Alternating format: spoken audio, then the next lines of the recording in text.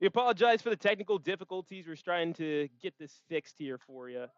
So we'll got to give us some time here.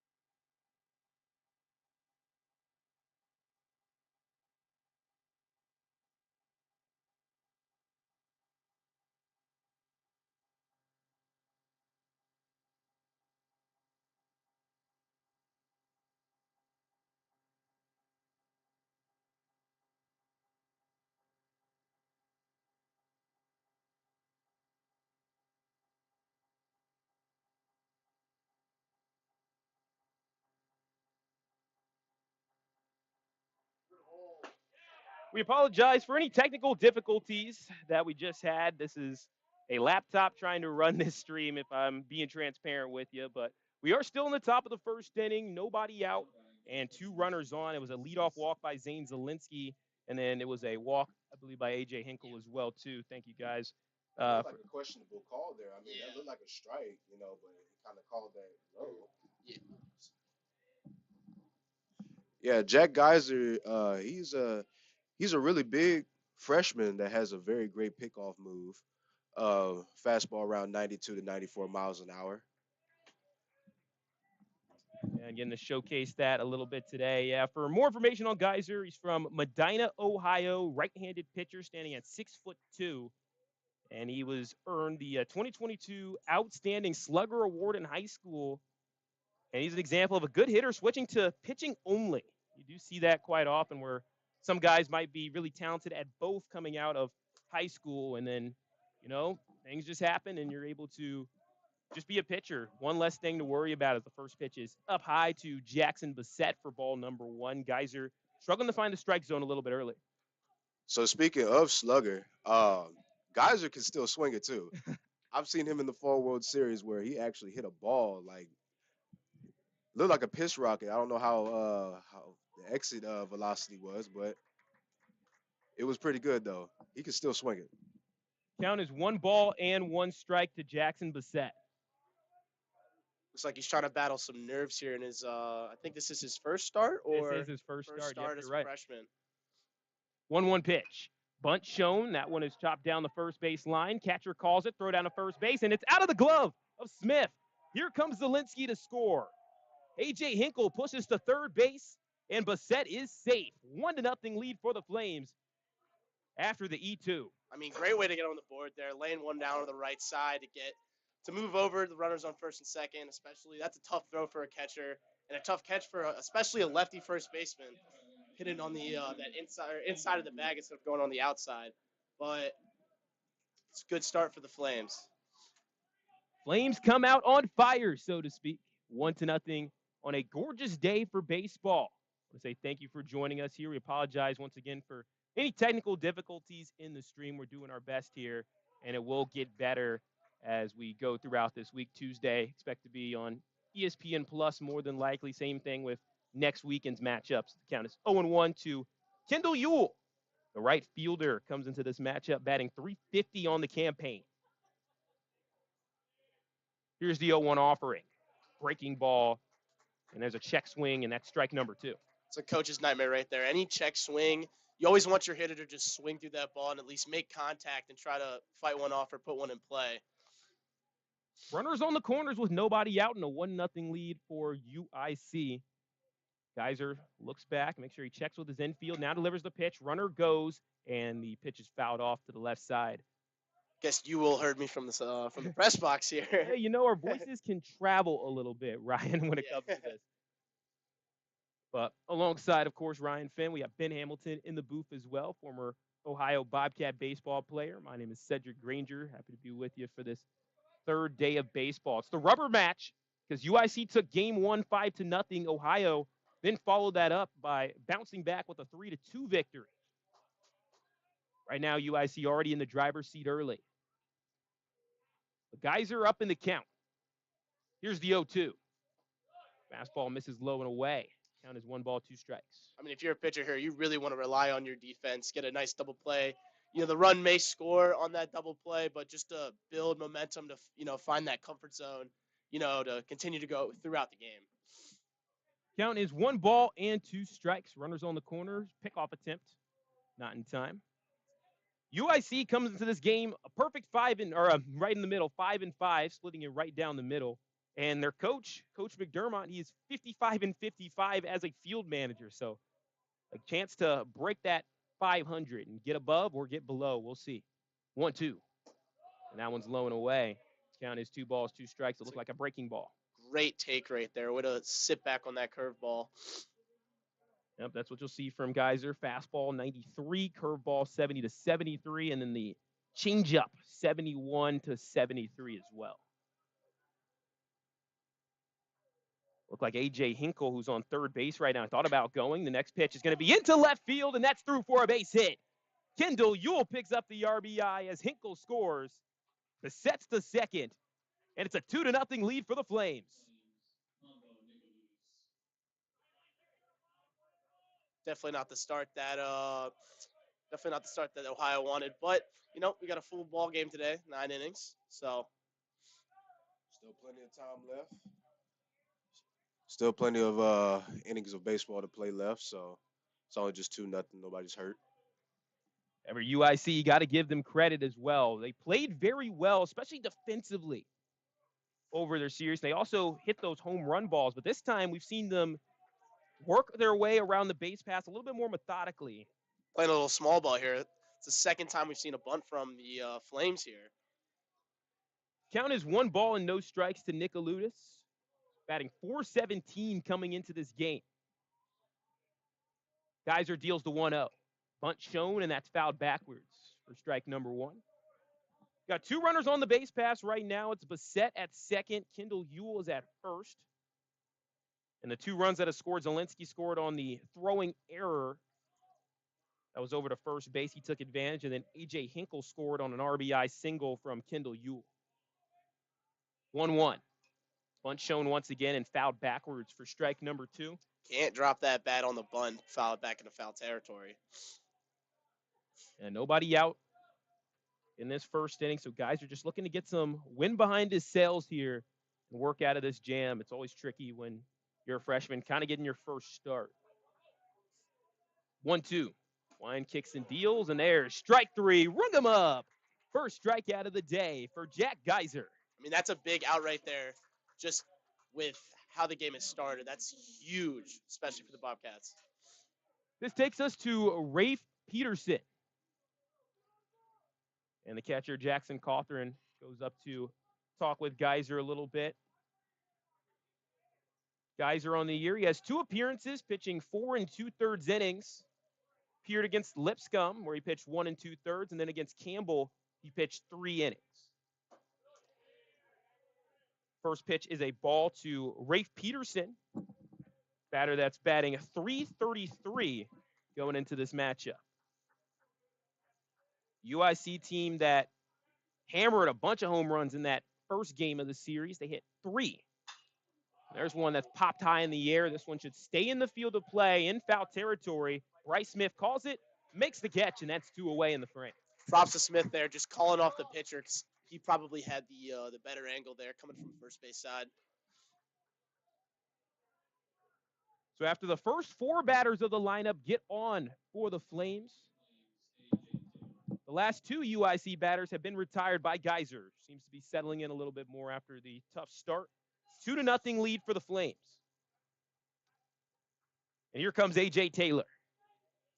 Righty on righty matchup, and Taylor takes the first pitch low and away for ball number 1. It's really nice to have a gorgeous sunny day like this. And we had a lot of cloudiness. We had rain in game 1. And now to have a picture-perfect day, it's like you earned it. Oh, yeah. Next pitch is hammered. over into center field. It's in no man's land, and that's down for a base hit. Bassett scores. Ewell is the third. And putting on the brakes at first is A.J. Taylor with an RBI single to put the Flames up 3-0. I mean, there's nothing you can really do there. It's a good piece of hitting way to get that down. Just a quick bloop hit just to score another run. Let's take a 3-0 lead in the first inning. UIC taking no prisoners early. 3 hits, 3 runs in this opening inning. And hitting well with runners in scoring position. So A.J. Taylor with the RBI single, scoring Bassett. Ewell is the third. Runners on the corners for James Harris. Geyser's next pitch. That one's low and away. So right now, a slow start for Geyser. And Ohio, they've been in this situation before. Yesterday, in game number 1, they found themselves trailing early, but were never able to get going. Is there any way the Bobcats can really bounce back, in your guys' opinion? I think it's all up to their defense and for freshman pitcher guys are just find the comfort zone because it's your first start, especially just playing through your team, especially the bats need to come alive and play better than they did in the first game because we did see that in the second game where they ended up winning 3-2. But just finding that comfort zone and staying solid. Counts 2 balls and no strikes to James Harris. Runner goes and the pitch is fouled off. And Ben, would you also want to mention something about that? I know you had that experience of maybe feeling the nerves, being in practices, being in games, that sort of thing. Yes, it all starts with communication. Trusting in your teammate. Just look at the teammate that's right next to you. You're still wearing green and white. And it also starts with your offense too. If you notice, anybody that gets on base or whether they strike out or anything like that or get out, the offensive side always communicates with pointing to each other. That we're passing the torch to you. We trust you. Count is 2 balls and 1 strike to James Harris, who went 1 for 3 in game number 2 of yesterday's doubleheader. This is the rubber match. Winner of this wins the series. 2-1 pitch from Geyser. Breaking ball hit to right field, opposite side. Paulie Mancino makes the catch and retires aside with 2 runners left on the base pass. However, the UIC Flames, they come out red hot as they get 3 runners across, and the Bobcats will look to bounce back as we head to the bottom of the first inning here on Ohio Bobcat TV.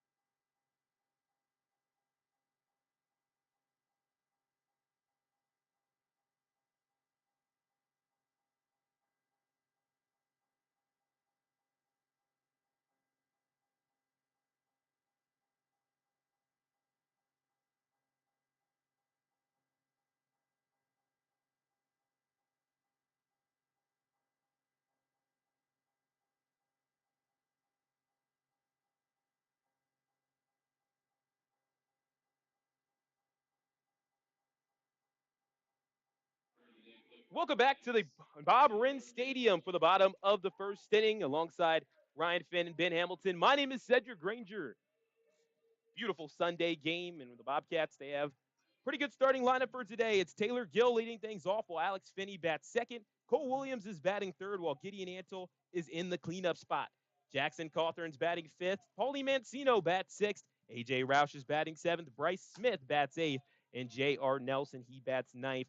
For the Ohio Bobcats, who just broke a 5-game losing streak in Game 2 of the doubleheader yesterday. They'll look to stay strong here against the pitcher, Kendall Lyons. 1-0 pitch fouled off for strike number 1 by Taylor Gill. But Lyons, he's a pitcher that stands at 6'2", is originally from Gurnee, Illinois. I've been to that city before, really enjoy Six Flags, Great America. With Lyons, he brings a fastball at 90 as the next pitch fouled off for strike number 2. Got the changeup. That ranges from 81 to 82. The curveball, 73 to 74.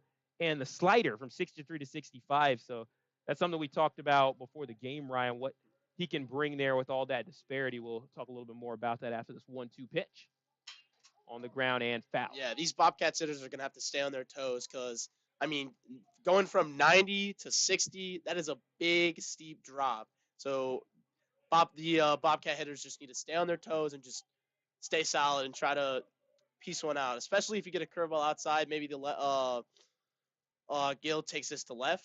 See, curveball outside. But Count is 2 balls and 2 strikes after that.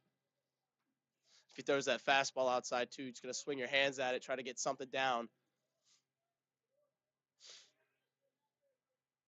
Bases clear, 2-2 pitch. Fastball lined over to center field. And no problem for A.J. Hinkle, who makes the catch for out number 1 on the F8.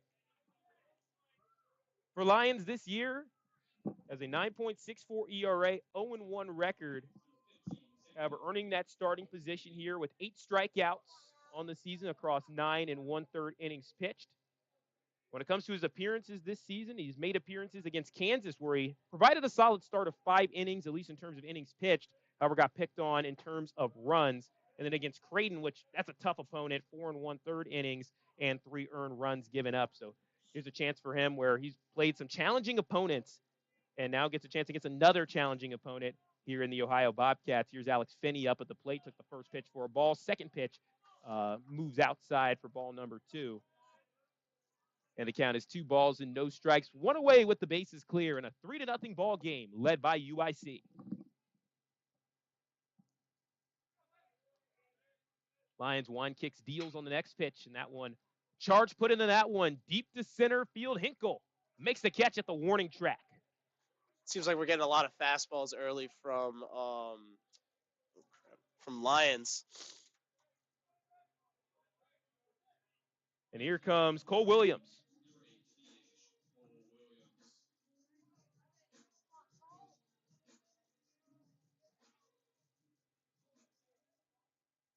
The DH Cole Williams batting .222. And Lions deals the first pitch. Righty on lefty matchup. That one's chopped up the middle. Zane Zielinski fields it and gets it in time to first base to retire the side. So 3 up, 3 down. UIC, they had 6 1-2-3 innings. They already got 1 in this game right here. 6 1-2-3 innings in the game yesterday, I should say. And that retires the side. We're headed to the second with the Flames up 3-0 on Ohio Bobcat TV.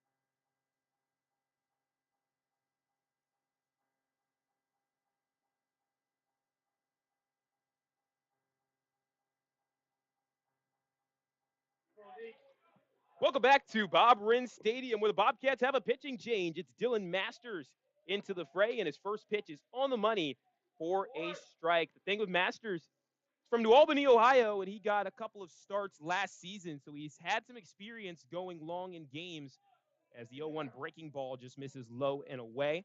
And I think that's really important for the Bobcats, especially in a situation where your starter could only go one, or maybe today, like what Coach Moore said, might be more of a bullpen day, mixing in a bunch of different guys to see how they look. It would be important for Masters to try to eat up some innings here. His account is 1-2 against Carson Roberts, who's leading off this frame alongside Zielinski and Hinkle. That's how you'll see, as Yugi already see, strike number 3, Dylan Masters rings up the first batter that he faces.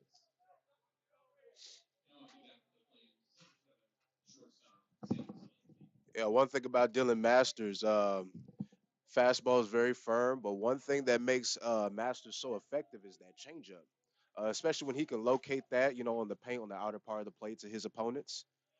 Very, very, very effective.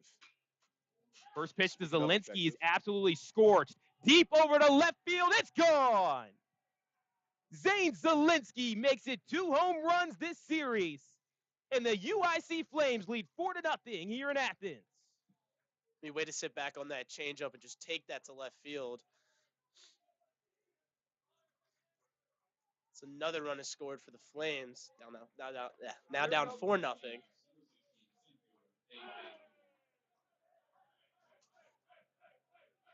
Just like that, it shows how lightning can strike at any moment for this team, even if there's no clouds in the sky.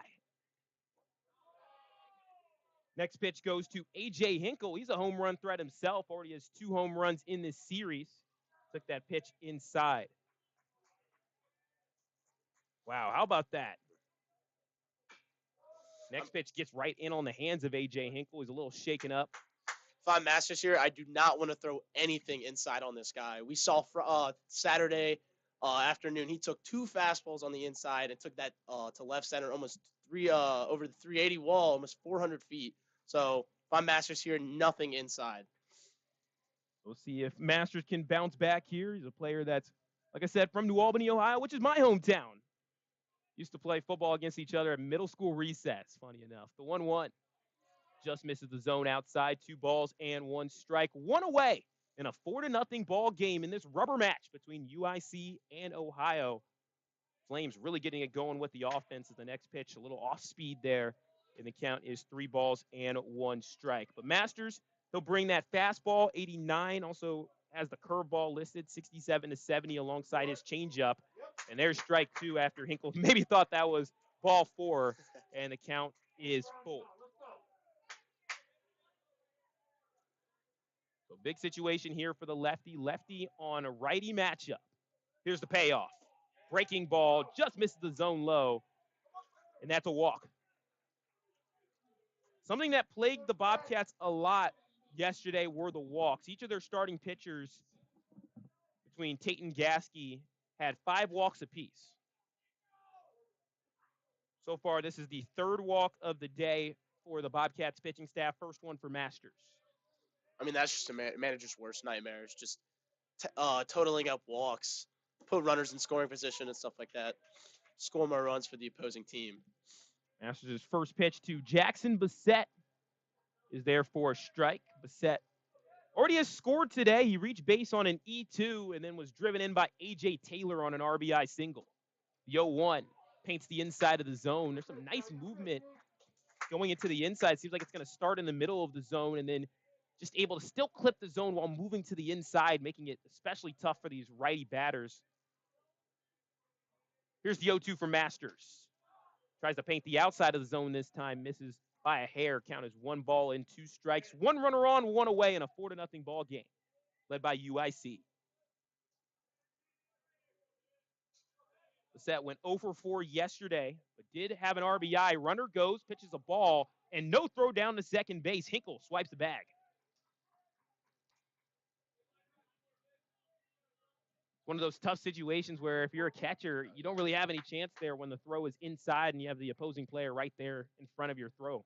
Especially if they throw off-speed pitch, you really have no chance to get the guy at second or third. 2-2. Another off-speed pitch. Hawthorne able to corral it. The count runs full. 3 balls and 2 strikes to Bissett.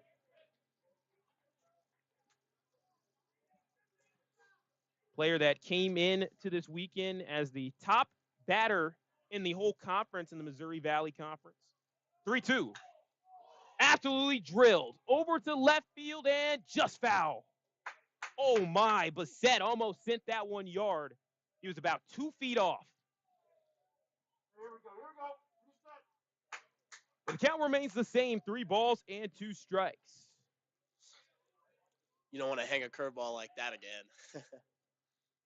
See what he just delivers here. The 3-2 line drive, and that's through for a base hit in left center field. Here comes A.J. Hinkle. He gets the wave around. The throw back to second base is cut off, and it's an RBI double for Jackson Bissett, scoring A.J. Hinkle. 5-0 lead for UIC. They are on fire to such a degree that not all the rain in the world can put them out right now. Flames are really living up to their name, coming out firing. The Masters looking to bounce back here. Be easier said than done against Kendall Ewell, batter batting .350 with 6 RBI, actually now 7, as he'll hit that one over to right field. Mancino pushed back, makes the catch. There's the tag up from Bissett. He's working his way to third. No throw to the third base bag. So a productive AB for Kendall Ewell, but that's 2 away in the inning.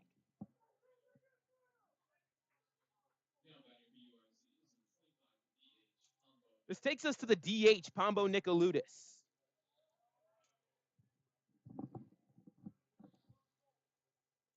Already through the second time in the order, UIC is through this just top of the second inning. It's pretty impressive. First pitch, that time on the money for strike number 1.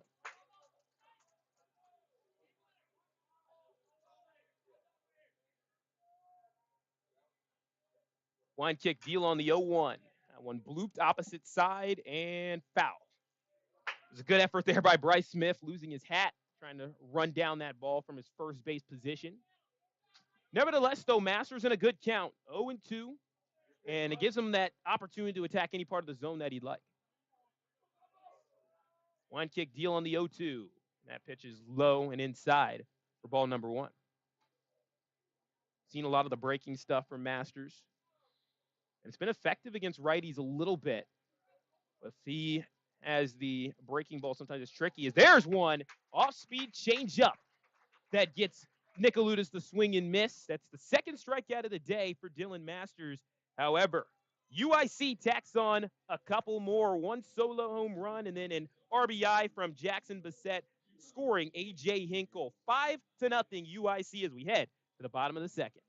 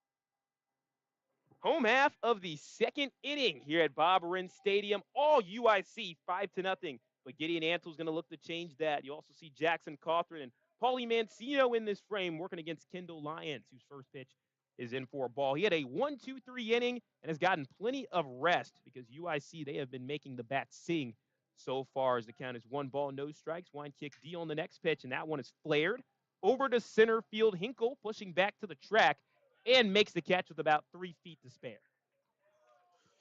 Yeah, Gideon Ansel had an electrifying start with a batting average of a 543, if I'm not mistaken.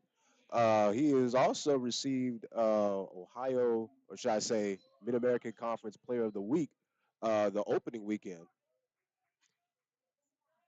So some big stats already and big accolades. Here comes Jackson Cawthron. Does a check swing at that first pitch, and it's a ball.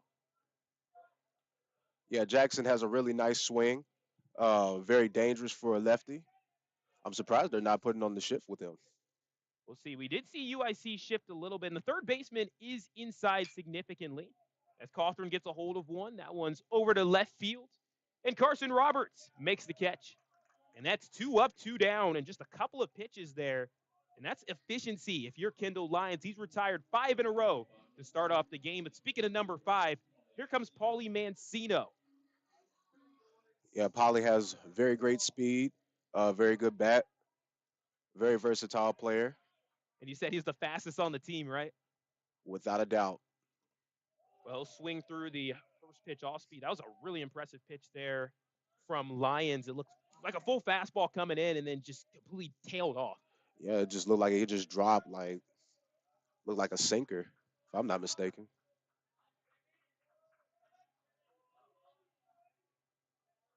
Here's the 0-1. That one's inside. When it comes to your playing days and identifying pitches real quick, how do you do? Is it just something where you just instantly see it, or you can just identify it quickly? How does it go? Yes, and that is something that you would have to practice too. The more that you see pitches, the more that you're able to recognize them. 1-1 fouled out. Once again, another off-speed pitch that forced Mancino to be slightly late on his swing. Count is 1 ball, 2 strikes, 2 away with the bases clear, and it's been all flames so far.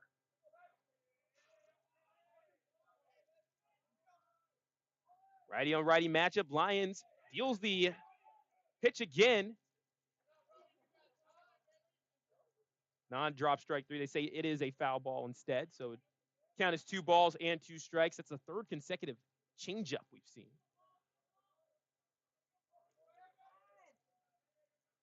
Yeah, because if I was playing on defense, this would not be the runner I would want to see on the bases at all, any way, form, or fashion. Well, Mancino, he did get on the base pass a little bit, or I should say, cleared all the base passes. He had a home run yesterday. He'll take ball 3 up high, 3 balls and 2 strikes to Mancino. But his 2 RBI home run in the first inning yesterday, it got the scoring going for the Ohio Bobcats.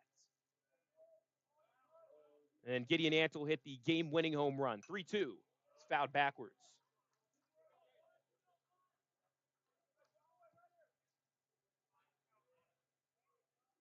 Yeah, and that is one thing about this team that really stands out. They fight together. Whether they're up or whether they're down. They always stick together through it all. They're going to have to stick together through this one. 3-2, and there's a walk. First base runner of the day is Paulie Mancino for the Bobcats.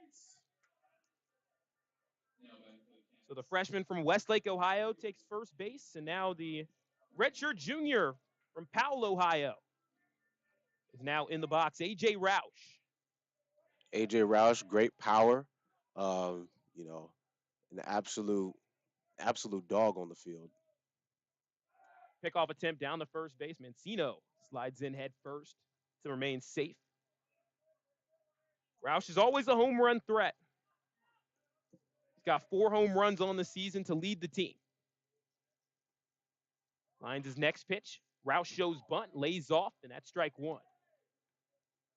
And that's also another dangerous thing too. Whenever he lays down a bunt, because he has great speed too. That's You right. know, That's something that seems like an advantage for the Bobcats this year is the speed that they have as a team. where relatively speaking, they said they had less home run threats, but a lot more speed. So if they can methodically move guys along the base paths, that'd be important. But I think yesterday the Cats, they really struggled with bringing runners in. They had the home runs to score. All three of their runs actually were on home runs, not really a ton of those RBI base hits with runners in scoring position. Next pitch is way upstairs. Nice snag by Bissett to keep that from being a wild pitch. 1 ball and 1 strike. And one thing that I've noticed about Coach Moore, he really emphasizes about making the bunt a part of your game. If you're able to lay down that bunt, especially if you have speed, that can be very dangerous, and that's one thing that defenses really hate to see. 1-1 pitch. Swing and a miss there. Count is 1 ball and 2 strikes. A little bit early on the swing that time from A.J. Roush, looking to time it up against Lions. Right-handed pitcher from Warren Township High School. Ready's the 1-2. Now those with a pickoff attempt, ever so close. However, Mancino's safe. Mancino's up to 194 batting average. A.J. Roush, he's at 367 with 10 RBI already at double digits. Here's the 1-2 home. Fastball fouled off, and that one's going into the river. Bob Bryn Stadium, a lovely ballpark. It's a combined complex with the softball field known as OSF. And then right behind the field, you have the Hocking River, a nice bike path. Very beautiful bike path, and if you ever get a chance to catch it, during the spring, you'll see the pink blossoms as well too. That's right, the 1-2 off-speed pitch. For ball number 2, 2 balls and 2 strikes to Roush. One of many players from the Columbus, Ohio area. You'll already see Dylan Masters, the pitcher for the Bobcats. He's in New Albany. A.J. Roush was Olentangy Liberty. All teams that competed for state championships in the last decade. 2-2. That one is drilled over to left center field. A.J. Hinkle gets a good read on it, makes the catch, and retires the side. Kendall Lyons has faced 7 batters through 2 innings and has retired 6 of them. And UIC, they hold on to a 5-0 lead as we head to the top of the third. You're watching baseball on Ohio Bobcat TV.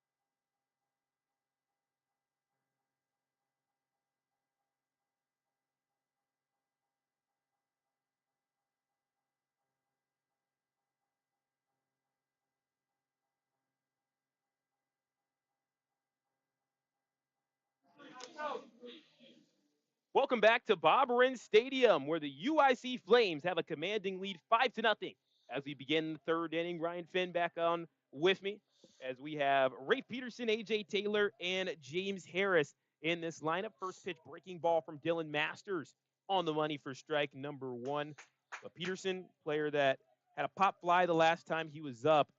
However, this whole lineup, they have been red hot throughout this game. And the Cats trying to find a way to rally back in at 5 hits for UIC. And they're looking to make it more in this third. 1-1. On the ground to the left side, J.R. Nelson sprints in and gets it in time to first base. Nice stretch by Bryce Smith. It's great concentration by Nelson there just to get the ball right to first base. Coming up to bat now is A.J. Taylor.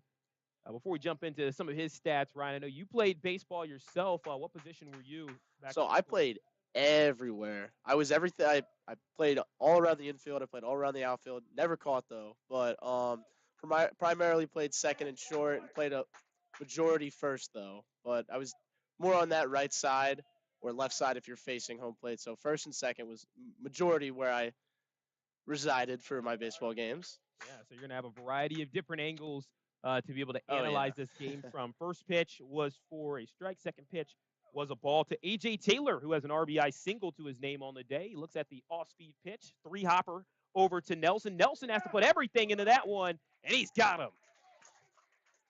J.R. Nelson continues his great defensive series. Back-to-back 6-3s, and there's a reason they play him at shortstop. That was a great scoop by Smith there, just to lean out and stretch out and grab that ball.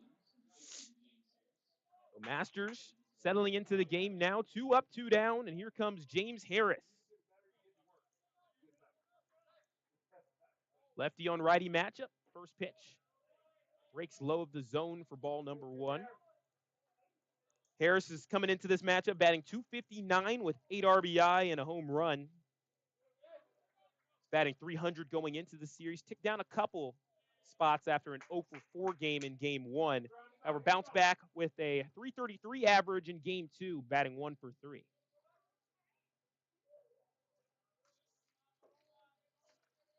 Two-0 pitch.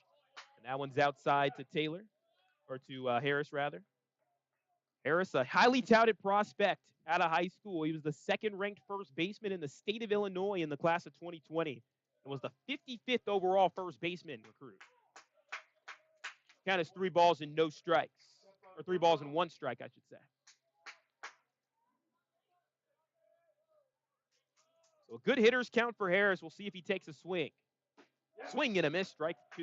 It looked like he was swinging for the fences there. Yeah, why not? It was a good hitter's count. Yeah. 3 balls and 2 strikes. 2 away, bases clear, in a 5-0 ball game led by UIC. This matches the score of game 1 of this series, where it was 5-0. The payoff. That one's outside, and there's a walk. I mean, that's tough after getting 2 straight outs, and then just walking your next player at bat. That's tough for the Bobcats. That's walk number 2 for Dylan Masters, who came into the game for Jack Geyser. Finished his day 1 innings pitched, 3 hits, 3 runs given up, 2 walks, and a strikeout. This takes us to Carson Roberts. Roberts line drives the first pitch over to right center field. Mancino on the run and makes the catch to retire the side with 1 runner left on the base pass. We're headed to the home half of the 3rd inning with the Flames still up with a nice lead, 5-0. And you are listening to Ohio Bobcat TV.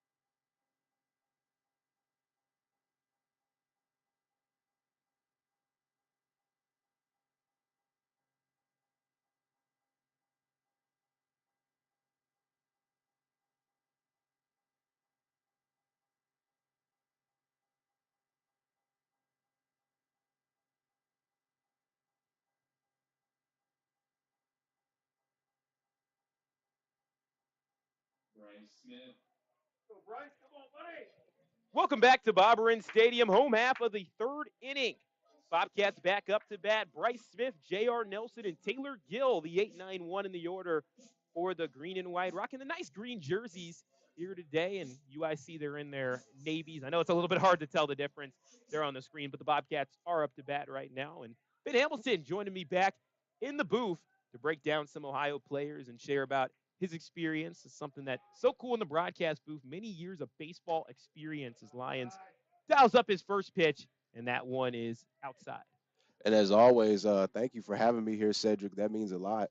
That I'm able to come back and describe what it's like to be a player and describe how great these players are, as that is a foul tip.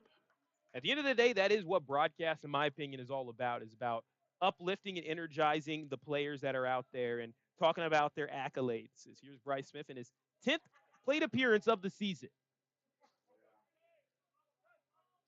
1-1 pitch. That one sent right down Broadway, and that's through for a base hit. First hit of the season for Bryce Smith. And that is exactly why he is in the lineup. One thing about Bryce, he is very consistent, staying towards the middle of the field. And as you can see, as in a great result, he gets on base, getting the Bobcats in this game. So here comes J.R. Nelson, the shortstop. Called his name a lot defensively. Got to dap him up before the game as well. Really cool guy. First pitch finds the middle part of the zone before breaking down for strike number one. He is a very, very, very talented middle infielder. He's originally from Vernon Hills, Illinois, so playing against a team from his home state, the 0-1. Takes a look at that one, and that one paints the outside of the zone for strike number two.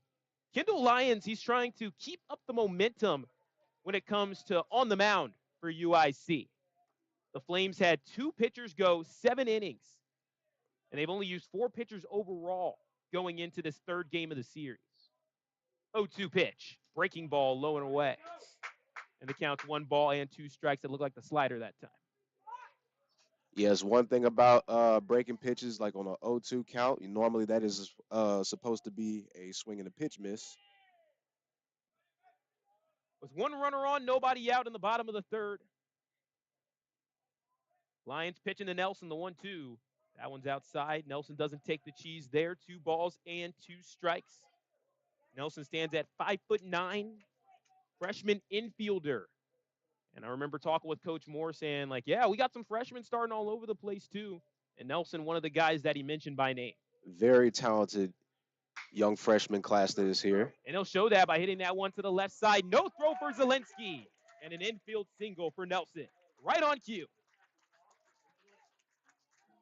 The Bobcats, they have ground to make up for sure. But that start to this third inning is certainly going to help them. Now here's the challenge. Can they drive in runners? Can they get guys to third base? Can they hit well with runners in scoring position? And with nobody out, they have opportunities. If they can just get some good hits that go even deep into the outfield, it will move guys.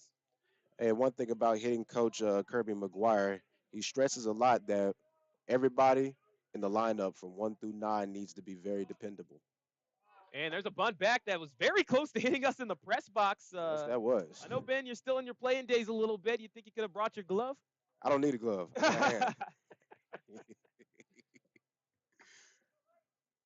2 runners on the base pass for Taylor Gill, who is 0 for 1 on the day with a fly out to center field. That was a very good idea, though, of laying down a bunt, trying to move base runners. Once again, the bunt is fouled off. Count is 0-2 for Gill. He's from Orem, Utah, and played at Northeast Community College, where he bat .386 with 43 RBI and 6 home runs in his final season over there at NCC. Of course, earning himself an opportunity to play at Ohio in the portal. Yes, yes, yes. 0-2 pitch from Lions. Breaking ball, not enough break on it, though. And that's high of the zone for ball number 1. Bobcats 3-5. They started off the season 2-0 after a couple of wins against Lipscomb, then lost game 3 of that series. Still impressive, though, on the road to take 2 out of 3. Then a challenge against Campbell where they were swept. Here's the 1-2 pitch. And that's fouled off, hit a little bit late that time by Taylor Gill. As for these 2 teams all time, it is an 8-2 series lead for the Bobcats in the all-time season series between UIC and Ohio.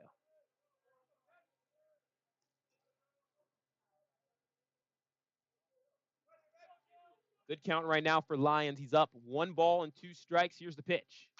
That one is hit over to the right side. Yule looking to track it down. Makes the catch. No, it's out of his glove. It's out of his glove. And here comes Bryce Smith. He'll advance to third base. J.R. Nelson to second. And the bases are juiced after Gill finds himself on first base after the E9.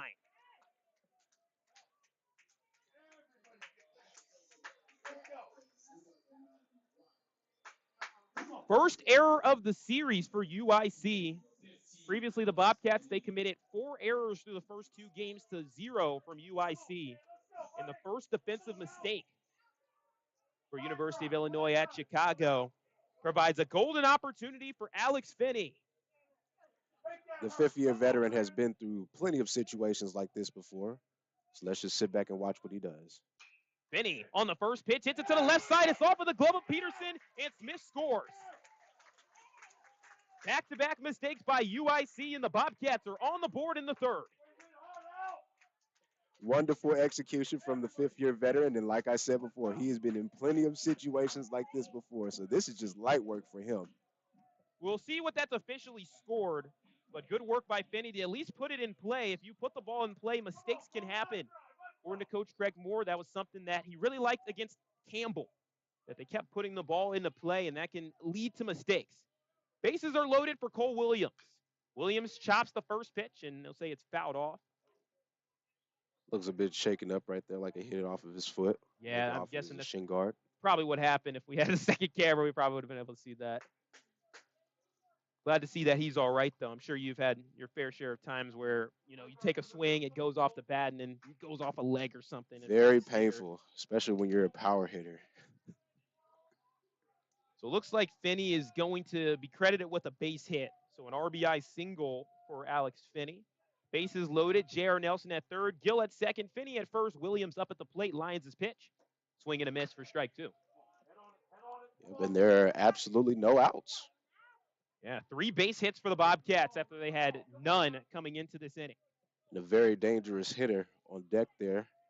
Gideon Ansel is definitely a guy I do not want to see at a plate, in a situation like this where the bases are juiced. 0-2 home. That one's on the ground, and that one's through for a base hit. Here comes J.R. Nelson. He scores. Taylor Gill with the windmill. He's headed to home plate. He scores as well. Alex Finney to third base, and a 2 RBI single for Cole Williams to put the Bobcats right back in this game. And just like that, the Bobcats are back in this game. Good piece of hitting by Cole Williams, putting that one right down Broadway.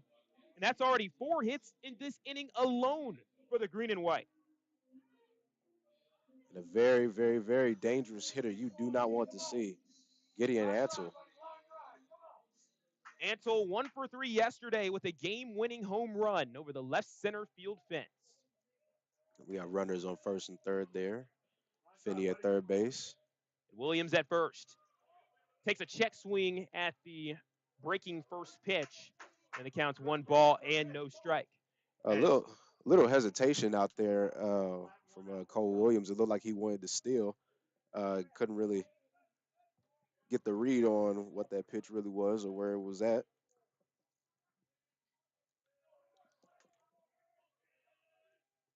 It'll be risky with Bassett, as he did catch a runner trying to steal in yesterday's matchup.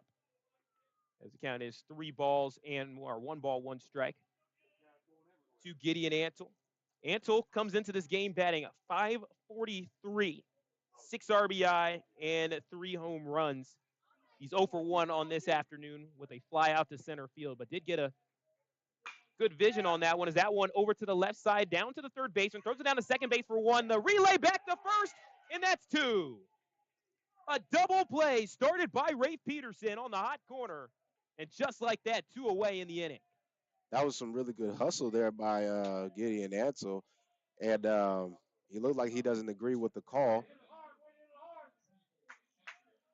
And to be honest with you, I don't blame him because that was some good hustle. I thought he was safe at first. It was some good hustle, but it was even better defensive play by UIC in that sequence. And here comes Jackson Cawthorn, still with the runner in scoring position, and Alex Finney. They'll look at the first pitch breaking ball that's high and away for ball number 1.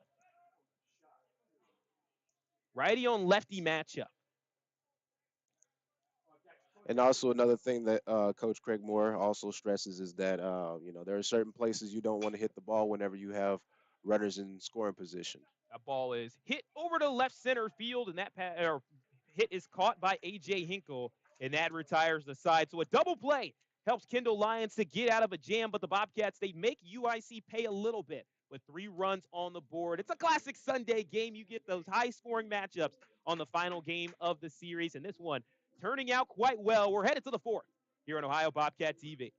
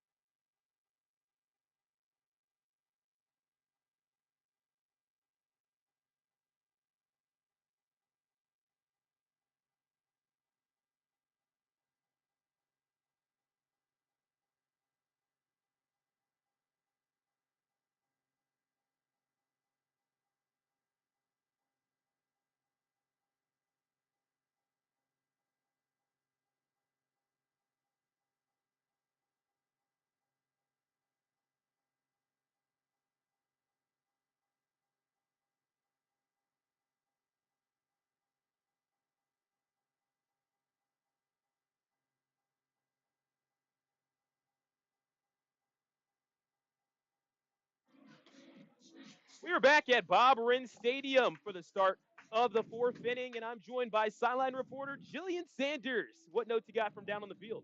Hi, Cedric. Well, as we know, Taylor Gill really got the momentum moving for the Bobcats, but Cole Williams really brought it home. Cole and Owen Williams are brothers for Ohio and love sharing the field together. Owen said that he couldn't have wished for a better opportunity than to play college baseball with his brother. Having someone to go to that is blood is the best part, he said. Let's see if Owen's energy from the dugout can really help Cole out today like it just did. Yeah, you always love to see when you got pairs of brothers or pairs of siblings out there on the field. That seems to be a theme with a lot of our teams that we see. I saw as there was a blue pin, and that one's caught by Alex Finney. But when I was over there in Florida calling some games for the HBCU Classic or the Andre Dawson Classic between a couple of HBCU programs, there was a group of brothers called the Radcliffe brothers from Southern, and their grandfather and their uncle, they played in the Negro Leagues, and it was cool talking about their legacy and how they got to have that impact. So seeing the Williams brothers also be able to make an impact together is great. As there's one away in the inning, it was Zane Zielinski who had the pop out to second base, or I guess line out to second base. And we had A.J. Hinkle now up at the plate. With one away in the inning, Masters deals the pitch, and it's outside. But Ryan, really impressive showing for the Bobcats offensively, and it feels like this game is now anybody's. Oh yeah, for sure. Just especially if the Bobcats can just keep the continuing pitching the same way. They should be looking to target that outside zone because it seems like a lot of these hits that are coming from the Flames have been on the inside part of the zone, especially that home run earlier in the game. But just looking to target that outside zone as we see a walk here for Hinkle, put one on. So that's the 3rd walk of the afternoon for Dylan Masters, and that is the 5th walk of the day for the Bobcats. They have now had over 15 walks in this 3-game series. I mean, if the Bobcats want to win this game, they got to cut the walks down. Yeah, you do get to have higher scoring games. I was mentioning that at the end of the 3rd inning is that the tendency for these Sunday games when your pitching is pretty tired, your bullpen's a little bit taxed, it tends to be higher scoring games. Oh, yeah. And right now that's played out in practice. There was 10 combined runs yesterday between the two teams. There's already 8 combined runs in game 3 through 3 and some change. Here's Jackson Bissett back up at the plate. Already has reached base twice. The pickoff attempt not in time, just to keep the runner honest. It's A.J. Hinkle at first base for UIC, rocking the Navy alternates today. Really love their uniform combos. They had the powder blues yesterday. They got the navies with the Chicago state flag all over it, the 1-0, or city flag, I should say. And it counts 2 balls and no strikes to Bassett.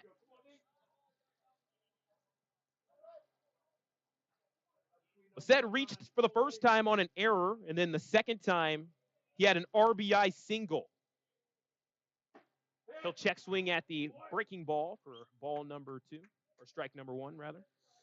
And it's 2-1 with 1 away in this 5-3 ball game. Good thing it's sunny outside. If you brought the sunglasses, it doesn't just protect you from the sun, but for the fireworks as well that we've seen. 3 balls and 1 strike.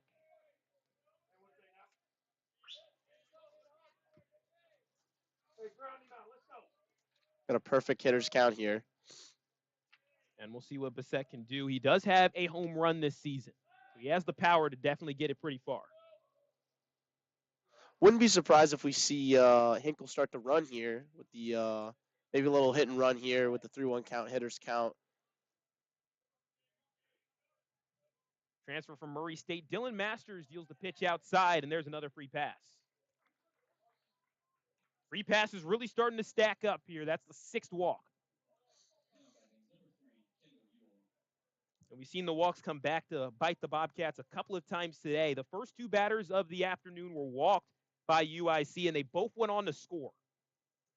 And this will incite Jackson Cawthorn to go up and talk with Masters, his pitcher, as well as pitching coach Tim Brown. With Masters, a nice career journey. He started his career off as a racer with Murray State, and then moved on to, of course, play at Ohio, a little bit closer to his hometown in New Albany. And it's 6'3" and is a lefty.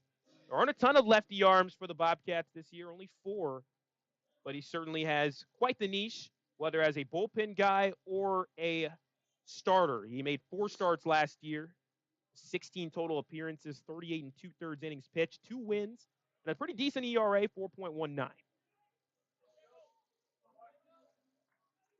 So looking to continue improving this year. Easier said than done against Kendall Ewell, who's already driven in a run today.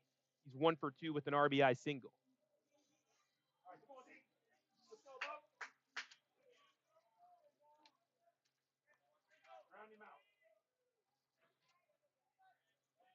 Two on, 1 away. Masters' first pitch. Paints the outside of the zone with a little bit of heat. Counts 0-1. I think Ewell's going to look to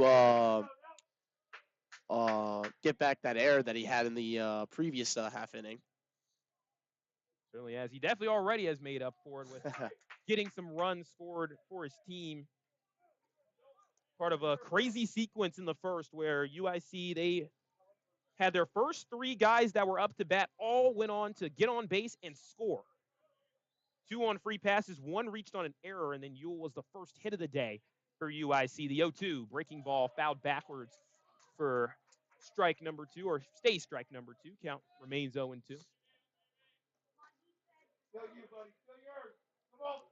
Ewell started off his career also in Kentucky, just like Masters. Ewell was at Eastern Kentucky for moving on to the University of Kentucky, and now as a grad transfer moved to UIC. Takes the next pitch on the inside part of the plate, or inside the inside part of the plate, and the count's 1 ball and 2 strikes. Wind a lot lighter today than it was yesterday. It's actually blowing in from right center field. 1-2 home. Swing and a miss, strike 3. Dylan Masters got a little horizontal slide on that one and forced the swing and miss. Great pitch by Masters there. And that's where you see the advantage where it's lefties against righties. Oh, yeah. Where the breaking pitch moved to the inside of the hands of Kendall Ewell, and that made things look really tricky. Definitely seen a lot of lefties this weekend, especially with the very righty-dominant lineup with the Flames here. Yeah, the Bobcats, they had used Jacob Tate as well, who was the starter for Game 1 of the series. Count is 0-1 to Pombo Nicoloudis. Looking to bounce back after a couple of strikeouts to start the day. Already the 3rd time around the order for UIC, and we're just in the top of the 4th.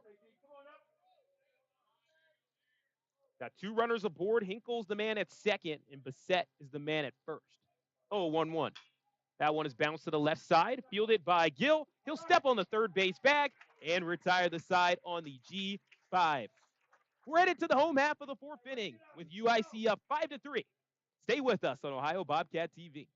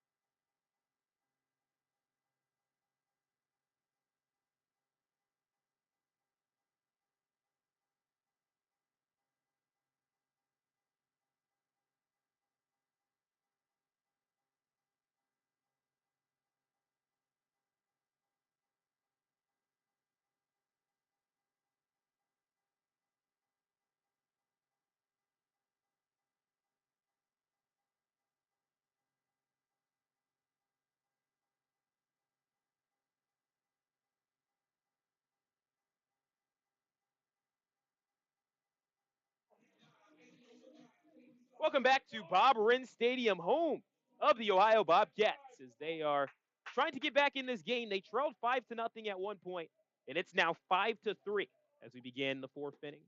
First pitch taken inside by Paulie Mancino, and that does clip the zone for a strike. A.J. Roush and Bryce Smith also due up in the frame. Probably Mencino, very great speed. Yep, we got to see it a little bit on display, but however, he struggled against specifically the breaking pitches from Kendall Lyons. His slider and then his changeup have gotten Mancino the swing and miss, but nevertheless, he's had good discipline at the plate. He has earned a walk earlier in this game, the only walk of the day for the Cats. Yeah, and that's one thing that Coach Kirby McGuire really stresses about being disciplined at the plate. He sees the curveball pretty well, however, it's a ground out. A.J. Taylor finishes the job from his second base position. So 1 up, 1 down for Kendall Lyons, who gave up 3 runs, but only 2 of them were earned runs in that 3rd inning. However, he rolled through the first 2 innings, having a 1-2-3 inning, and then an inning where he retired the side and just 4 batters faced. Here's A.J. Roush. Very dangerous hitter at the dish. And he shows it right there. He puts one over to center field, but a nice running catch by A.J. Hinkle. He read it well off the bat. And that's 2 up, 2 down, in just 5 pitches. Yeah, and as an outfielder that plays that position, it's very important of reading the bat off of the ball. And that was a really good ball that was actually hit by AJ. Nice loud out there. This takes us to Bryce Smith. Lyons' first pitch dealt in there for a strike at the top part of the zone. Smith already with a run scored today, and he got the energy going for the Bobcats with his first hit of the day. And then that started off a scoring bonanza for Ohio with 3 runs scored. Next pitch. Off speed, that's hit lightly to A.J. Taylor at second base, the scoop. And he does get it to first base in time to retire this side a 1-2-3 inning. And we're headed to the 5th. With the UIC Flames up 5-3, they'll look to build on their lead when we come back on Ohio Bobcat TV.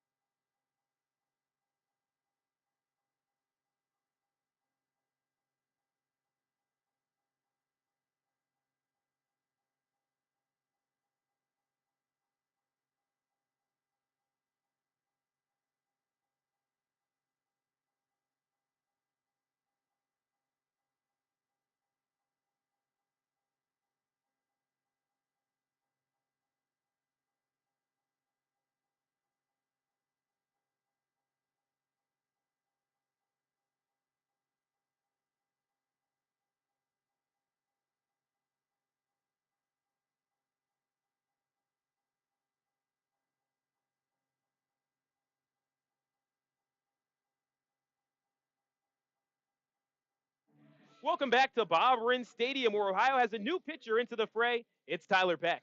Tyler Peck pitched 32 in a third innings and 17 appearances, starting twice, and was credited with 1 save and registered 26 strikeouts. He was also named to the 2023 Academic All-District Team and the Academic All-MAC. So not only can he ball on the field, he can ball off the field, apparently. Yeah, that's right. That's right. He also stands at 6'2", the junior. He's originally from Oak Creek, Wisconsin. And he comes in for Dylan Masters. It's the third appearance of the year for Tyler Peck. His first pitch was a breaking ball. Second pitch is a fastball, and it's split down the middle, 1 ball and 1 strike. Rafe Peterson up to bat for the Flames. A.J. Taylor and James Harris are also due up in the inning for the red and blue. 1-1 pitch. On the ground, up the middle, off the mound. Finney reads it well on the hop. The throw to first is in time. So 1 up, 1 down for Tyler Peck. Peck comes into the game for Dylan Masters, who finished 3 innings, 2 hits, 2 runs. Both of them were earned runs given up, 4 walks, and struck out 3. Be good to see if Peck can keep the walks down for the Bobcats. Yeah, 6 walks on the day for the Bobcats. Geyser had 2, Masters had 4. Peck trying to avoid that here against A.J. Taylor, who puts that one over to right field. Mancino sprinting and can't get it. It gets my Mancino, and here's extra bases for Taylor, and he puts on the brakes at second base for a 1-out double. That's just a tough play for any outfielder, especially when you overrun those fly balls like that. It's just so tough to just get a good read. So first hit against Tyler Peck, and the 6th hit overall for the UIC Flames, a booming double as Mancino, he was aligned more in right center, and Taylor did a good job hitting that all the way to right field near the third base line. Here's James Harris. Looks at the first pitch for strike number 1. It's a good curveball right there. Yeah, speaking of Tyler Peck's arsenal, we'll take a look at that momentarily. 1-1 pitch. Check swing there, another breaking ball. Did he go? He did, and the count is 0-2. With Peck, you'll see a fastball at 88, a curveball registering around 72 to 75 miles per hour, slider at 74 to 76, and the changeup 80 to 82. 0-2 home, fastball fouled off to the right side. Harris is 0 for 1 on the day, but has reached base on a walk. Now it's back in the third that he got that walk.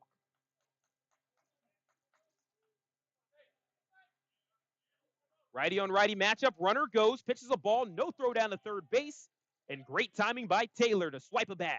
It's a great call for by the third base coach right there to steal second to third, especially when you have a righty up right there. It's hard for the catcher to get a good angle and put a good throw in on that.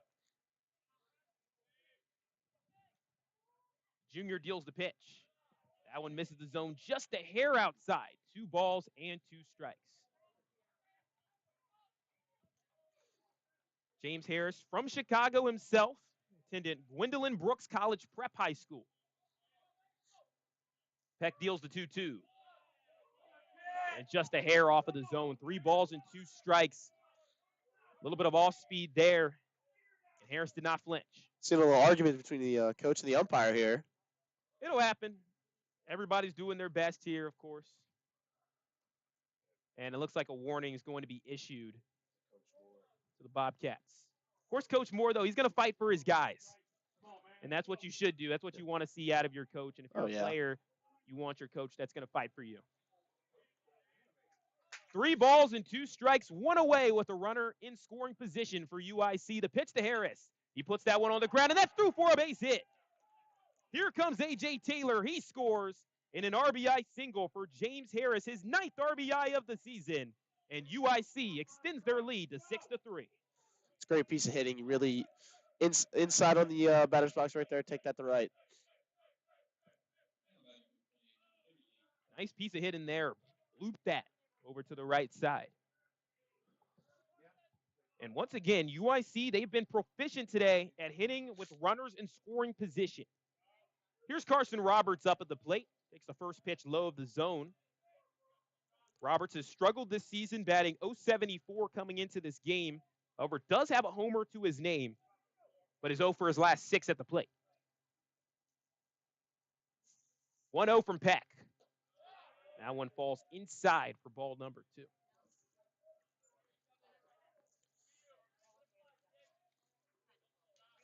Roberts started his career off at the College of Mesa, which is an NJCAA D2 powerhouse. So chop one to the right side, and that ball is foul for strike number 1.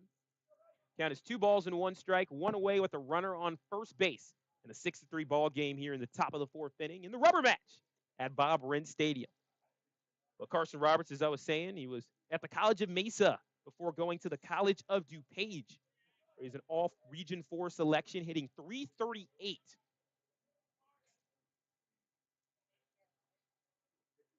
Here's the 2-1 pitch.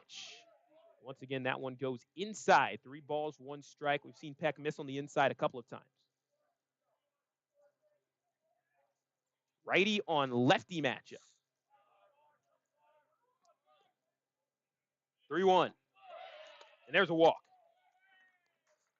Patient as can be, UIC has drawn their 7th walk of the afternoon. All right, come on, here we go, Peck. Let's go, buddy.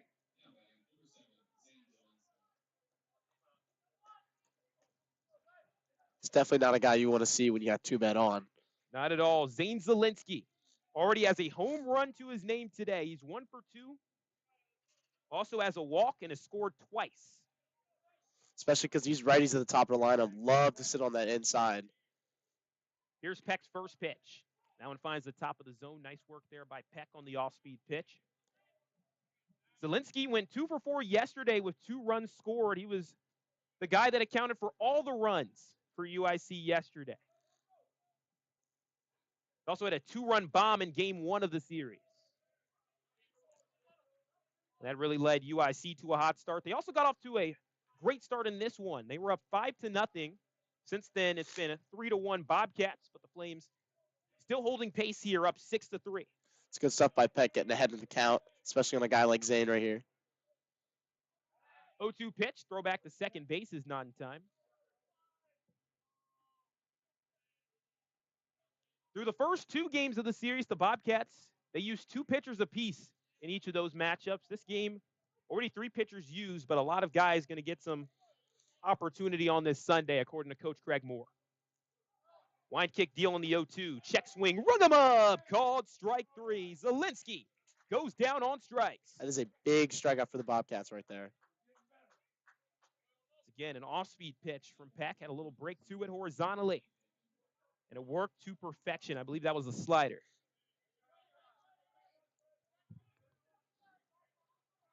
So here comes A.J. Hinkle, who has accounted out of the 7 walks today, he has 3 of them himself. With 1 runner on in scoring position, the pitch is a curveball that's lined over to left field. Antle pushing, and Antle makes the catch to retire the side. UIC does tack on 1 run, but Tyler Peck, who came into the game, does pick up his first strikeout. We're headed to the home half of the 4th with the Flames up 6-3. Stay with us on Ohio Bobcat TV.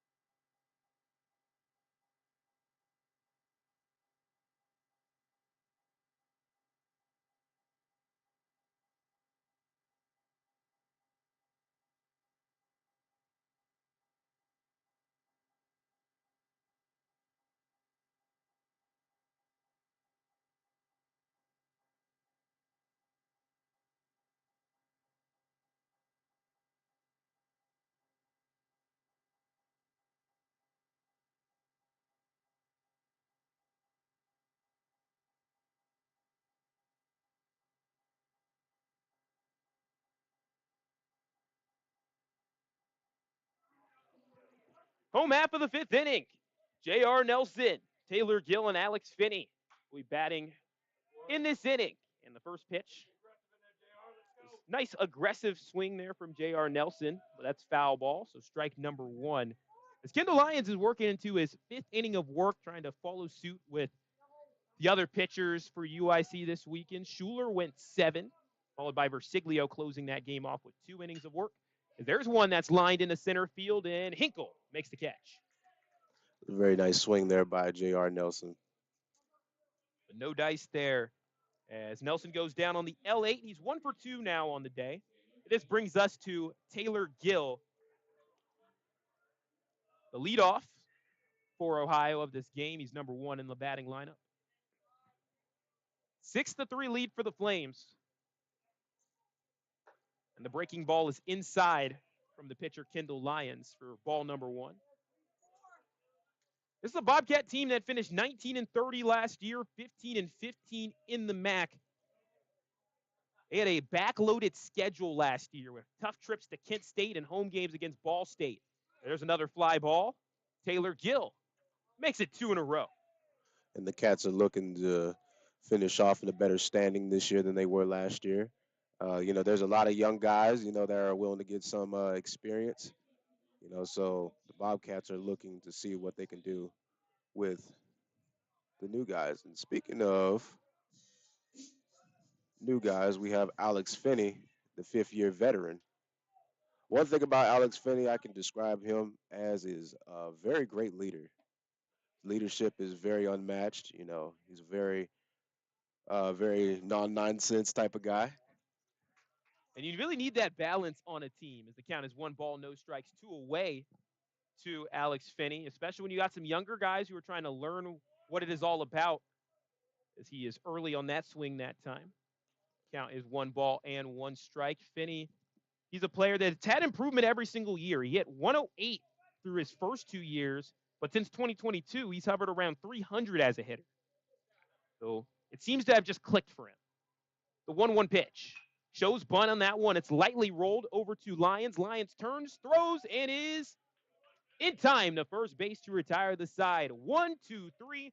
Down they go. That's the third 1, 2, 3 inning of the game and the 9th one for UIC in their last 2 matchups. We're headed to the 6th with the UIC Flames up 6-3 over the Ohio Bobcats. You're watching Ohio Bobcat TV.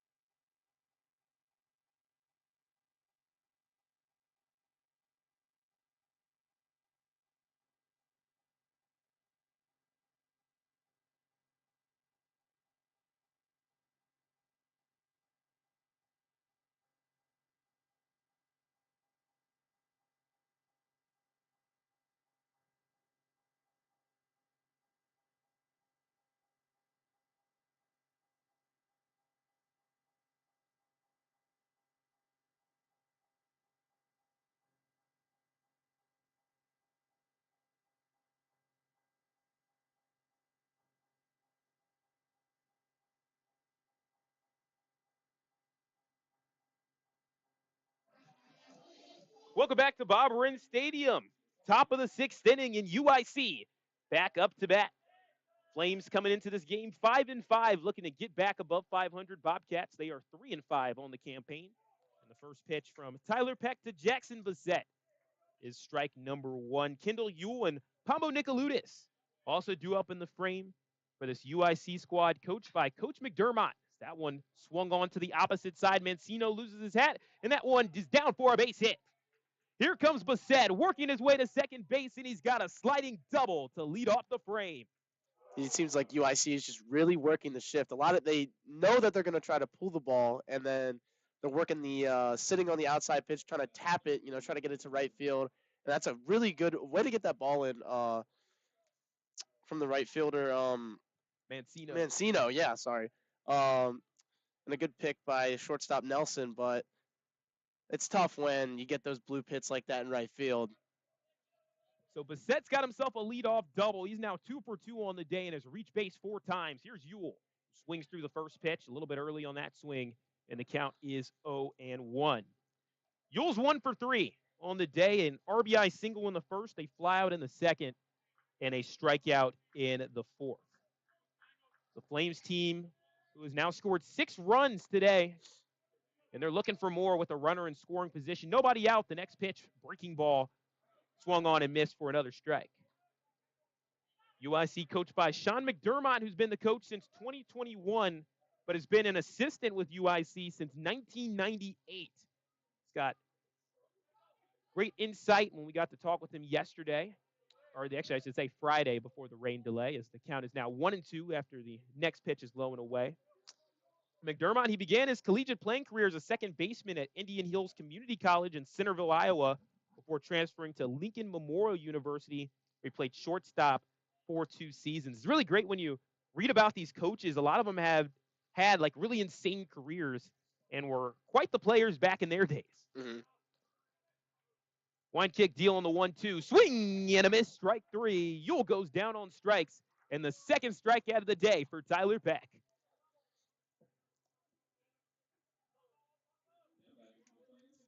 Good pitch selection there from Tyler Peck. It looked like, once again, a breaking ball. It looked like Ewell swung out of his shoes there. And that's what those breaking balls, it kind of makes you do that. It makes it look a little silly. Yeah, I was never good at hitting breaking balls in my baseball career. Nicoludis puts one on the ground, and that's through for a base hit in left field. Jackson Bassett pushes the third. He'll put on the brakes over there, and it's a single for Pombo Nicoludis, the first hit of the day for him.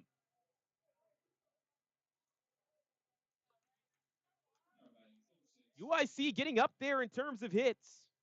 It seems like a hit parade out here. It sure is. Call it a bonanza. That's their 9th hit of the day.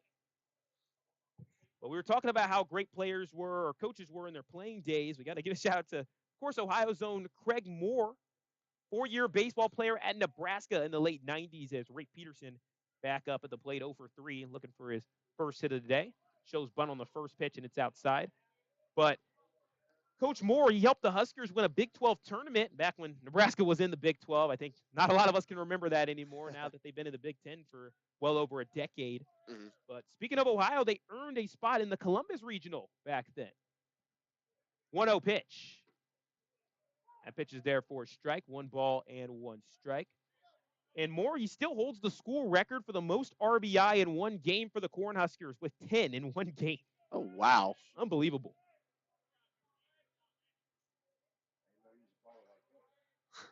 1-1. Bunt shown, and the pitch is low and away. Count is 2 balls, 1 strike. On top of that, Coach Moore was drafted in the 65th round by the St. Louis Cardinals and was an all-state football player growing up in Fremont, Nebraska. They could really do it all then. Very much so. 2-1 pitch. Bunt shown, and that time it was missed a little bit. And the count is 2 balls and 2 strikes. Peterson tried to get his bat up there, and it was good work by Peck attacking high in the zone to make it tougher for the bunt. Yeah, he's definitely got the green light now to swing that bat. The runner's on the corners, the 2-2. It's fouled off, and the count remains the same, 2 balls and 2 strikes. Top of the 6th inning, alongside Ryan Finn and Ben Hamilton. My name is Cedric Granger. We got Jillian Sanders patrolling the sideline as well. On a gorgeous day for baseball, it's only fitting to have sun on a Sunday. The 2-2 pitch. That one's a line drive up the middle and down for a base hit by Peterson. Here comes Bassett to just jog his way to home plate, and it's an RBI single for Rafe Peterson. His first hit of the day is a big one to put the Flames up 7-3 here in Athens.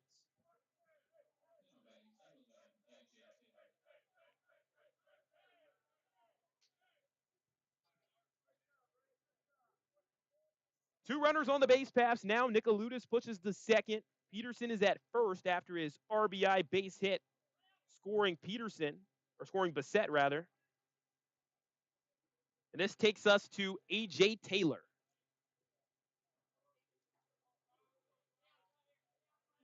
Peck kicks and deals. That pitch hits the top corner like a postage stamp. The count is 0-1. Double play would definitely be vital here for the Bobcats. Yeah, with one away, the double play is on. There's force outs at third, second, and first. Next pitch blooped foul, and that's one's going to land in the grassy knoll to the right. It's really nice that there's a lot of grassy areas that people can just hang out, have their dogs, have their lawn chairs. And of course, we'll be able to show that when we get to our ESPN3 streams here in the near future. Yeah, especially when it's a beautiful day like this. Very much so. 0-2. And that's fouled off to keep the count the same. But you always got dogs in the park, which is always allowed here at Bob Marins Stadium for OU games, which is awesome. You got a lot of people in town today as well. I'd say we're up in the hundreds for fans in attendance today. What you expect for a very beautiful day too. The 0-2. That one's blooped over to the right side and a good read on it. Alex Finney thought about throwing down to first base, but good heads up by Rafe Peterson on the base pass to dive back into the first base bag. That's one down, or I guess two down in the inning. Taylor goes down on the bloop. And that brings us to James Harris.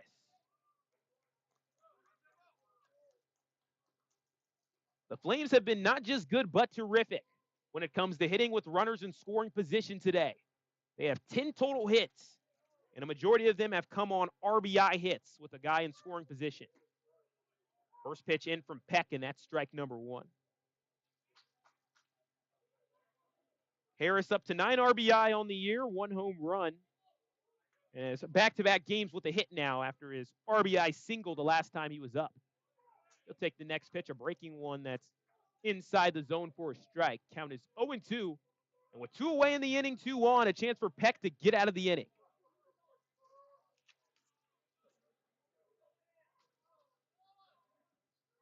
0-2 home. Breaking ball swung on and missed for strike number 3. Third strikeout of the day for Tyler Peck. And that retires the side with 2 runners left on the base paths. However, UIC, they add to their lead an RBI single from Rafe Peterson scoring.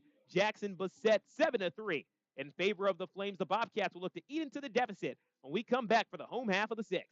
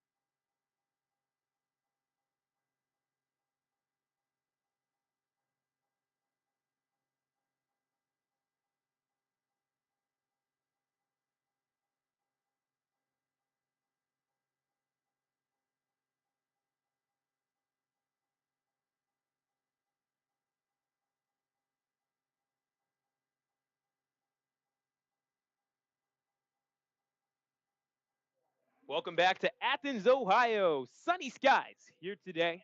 For the first time in this series, the first game was rain delayed, so we played a doubleheader yesterday. 5-0 win in game 1 for UIC, 3-2 win in game 2 for Ohio. First pitch by Cole Williams. He swings that one, and it's down for a base hit in center field. Williams says, "Welcome to the 6th inning, Bobcats fans." A leadoff single for Ohio.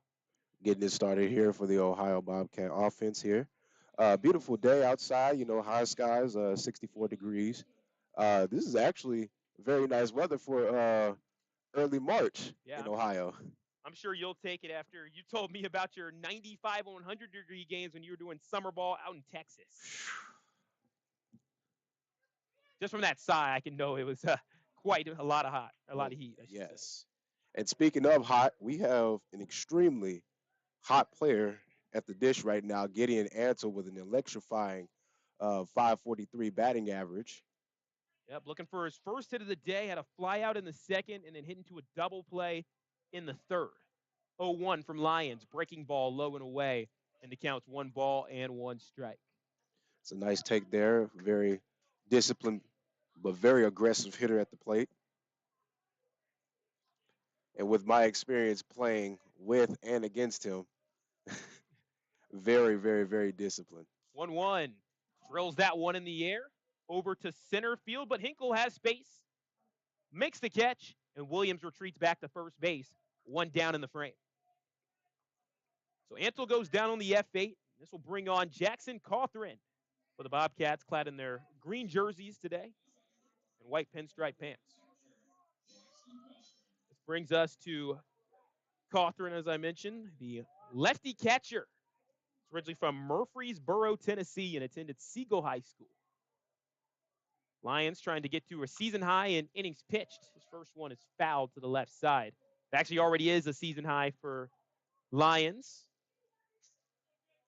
with his previous high being 5 1/3. Yeah, Jackson has extremely fast hands. Can really turn on a fastball whenever he gets the opportunity to. Next pitch, wave and a miss on the changeup.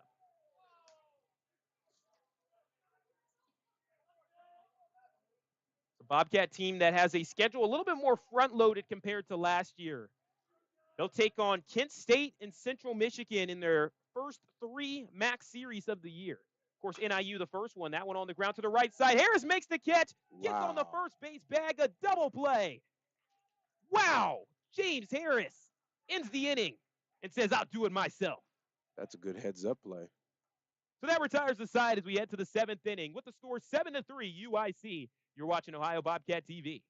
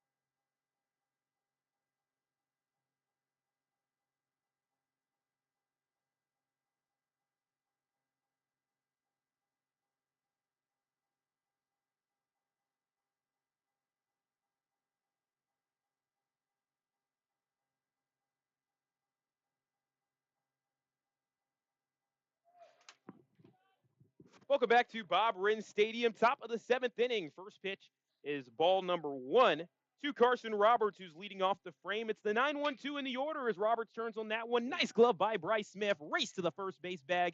And Smith will take the trophy for the win there. Way to stay down on it. Smith's definitely made some good plays over there at first today. So Roberts goes down on the quick G3 As we'll mention how great that play was at the end of the sixth inning defensively by James Harris. He caught the ball on a bloop single and then got on the bag before Cole Williams could run back to the bag, and that's how the impressive double play was made to retire the side. Now Tyler Peck working against the top of the lineup, Zane Zielinski. Takes the first pitch low and away for ball number 1. Productive day for Zielinski. He's 1 for 3 with a solo home run in the second. He scored twice and has also walked. 1-0 pitch. That one's low and away. Count is 2 balls, no strikes. We've seen a lot of horizontal movement from Peck's pitches today. 2-0 to Zielinski. He'll foul that one backwards. The 6'3" infielder is from Chicago, Illinois. Zielinski. He played in 50 games last year, batting .247. Was a solid part of the lineup this year. Average up a little bit. He's off to a hot start. Yep, .359 average. And he'll bloop one over to the left side. Does take a little hop. J.R. Nelson fields it and is in time. Good control by J.R. Nelson there to just wait on the ball, not let the ball play him. And great throw to get off the fast Zielinski. Just by a split second, he beat the runner. And here comes A.J. Hinkle. Hinkle played in the Northwoods League this past summer for the Rockford Rivets, which was Illinois' Northwoods League team, the only Northwoods League team in the state of Illinois. Rockford not too far away from Chicago, about 45 minutes or so, not counting the crazy Chicago traffic. Oh, yeah. Count is 1 ball and no strikes to Hinkle, who is 0 for 1 on the day, 3 walks. And that fastball frame job doesn't fool the umpire. Count is 2 balls, no strikes. Hinkle's coming off of an 0 for 3 day where he had an RBI despite going 0 for 3 and leveraged 2 walks.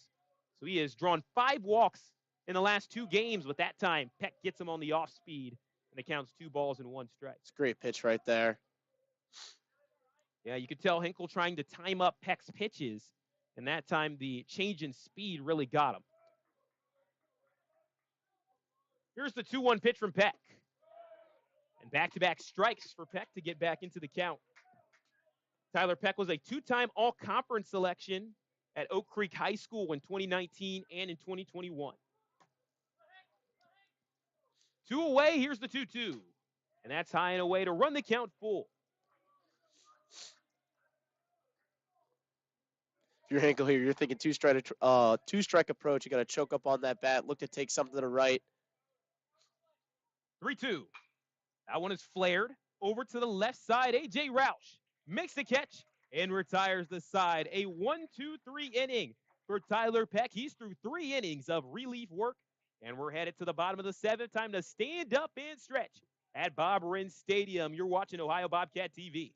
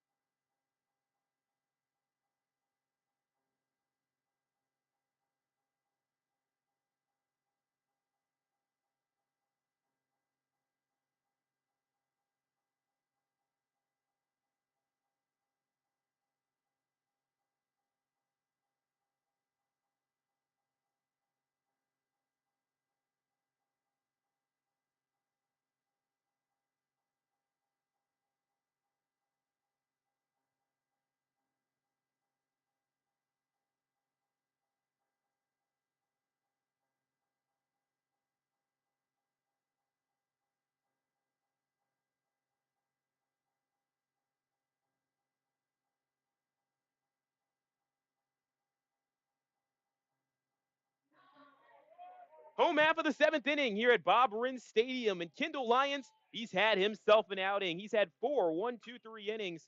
That one put on the ground by Paulie Mancino, the third baseman, throws it down in time. Good throw by Ray Peterson. Great pick by that third baseman right there. Like And I said earlier, not letting the ball play him. That's right. And he played the ball very well. But Lyons, he's now through 6 1/3. That's his season high. And he was a highly touted recruit coming out of high school. He's the number 12 right-handed pitcher in the state of Illinois in the class of 2022. And you also notice he was a top recruit as well, Brian. Top 500 overall in the USA via perfect game. So it's definitely living up to that standard, going 6 1/3 here, only giving up 3 runs, and it's pretty much been dominant besides that 1 inning that we had earlier. Looking to maintain a quality start and be the third pitcher for UIC to go 7 as AJ Roush is up at the plate. Took a ball for the first one, struck off the second pitch on a foul ball, so it counted as 1 ball and 1 strike. 1 away, bases clear, and UIC with a 7-3 advantage here in Athens. It's the rubber match. As UIC took game 1, Ohio took game 2, the 1-1 on its way. It's an off-speed pitch, and that is ball number 2. So 2 balls and 1 strike. As UIC, they took a 5-0 lead. They were sprinting out of the gates. For the Bobcats, it's just been one big burst. They had 3 runs scored in the third, the 2-1, and that one's upstairs. AJ Roush is 0 for 2 on the afternoon, but he's made good contact, not once but twice, as he had a fly out to center field each time. Very dangerous power hitter here. Yeah, leads the team in home runs with 4. He'll put one on the ground to the left side. Good read on the backhand by Zielinski. Long throw, and it's out of there into foul territory. And luckily for UIC, it bounced off of the sidewall to make sure that Roush could stay at first. If it would have went out of play, Roush would have gotten to second base. And that's exactly what speed does to you. It makes you rush. And that's why it is important for you to hustle up the baseline. It was a nice backhand by Zielinski, but he put a little bit of too much mustard on it, which I know for my Chicago folks, no ketchup on hot dogs, mustard only. At least from what I've been told. They even have a team over there called the Chicago Dogs, and I think their hashtag is no ketchup. Fortunately for UIC, they haven't had to play catch up today, and they're going to try to relish the opportunity to have the lead like this. 7-3 as Bryce Smith is up at the plate for the Bobcats. Bryce Smith has been very, very consistent with keeping his hands up the middle. He'll foul that one off backwards, and if there was no netting, we would have had a souvenir. And none of us have any gloves up here. So. Hey, you say you didn't need any gloves. Oh, yeah, I don't need one. Kevin Mitchell style. Made that barehanded catch as a member of the San Francisco Giants back in the day.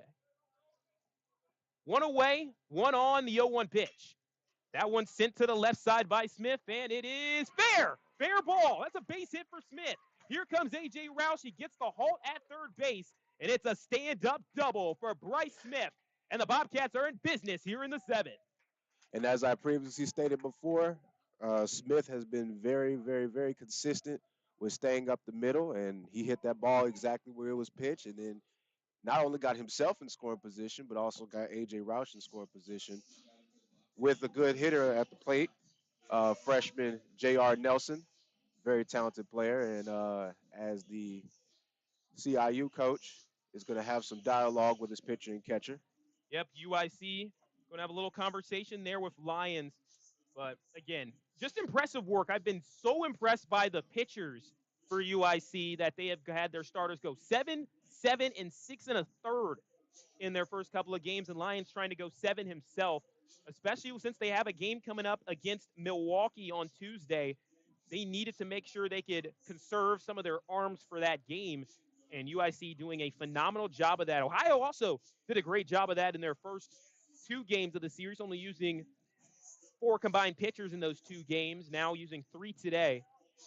But high leverage spot right now. The Bobcats, they have 2 runners in scoring position. You're trailing 7-3. You have to take advantage with 1 away in the frame. Yes. So here comes J.R. Nelson, the man from Illinois, looking to burn his home state team.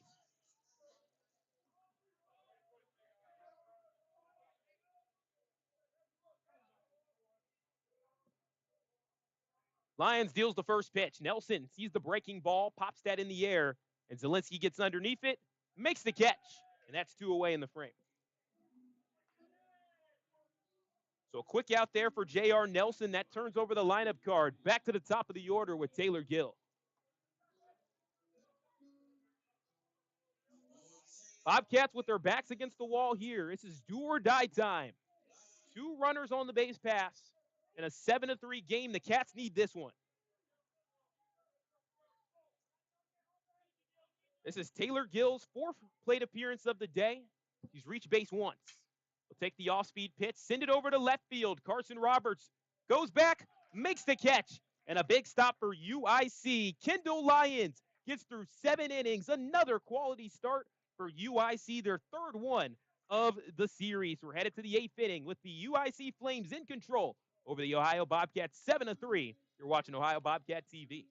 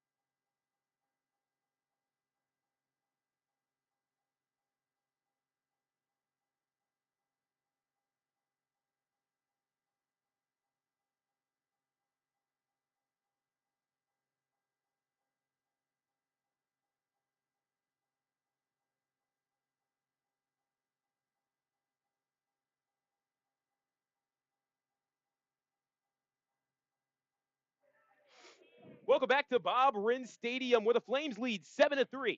And they'll look to stay hot against a new pitcher. But before that, we got a sideline report from Jillian Sanders.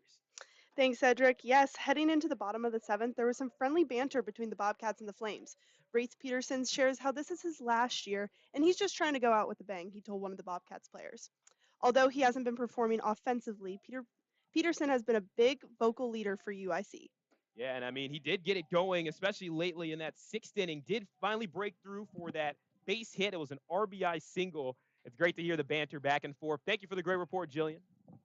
So, new pitcher in the game for the Bobcats as the count is 1-1 to Jackson Bassett. You got to watch out whenever he's up at the plate. That's a chopper up the middle, a 2-hop chop, fielded by Finney, moving to his right, throw down to first base in time. Good stuff by Alex Finney. Oh my, what a play from second base. Yeah, what a great throw on the run there. Good stretch by Smith to reach out and make sure that he's out and he's not safe. So new pitcher into the game. It is Patrick Straub. He's also from Illinois, so getting to play an Illinois-based team. How about that? The redshirt junior attended Mattea Valley High School.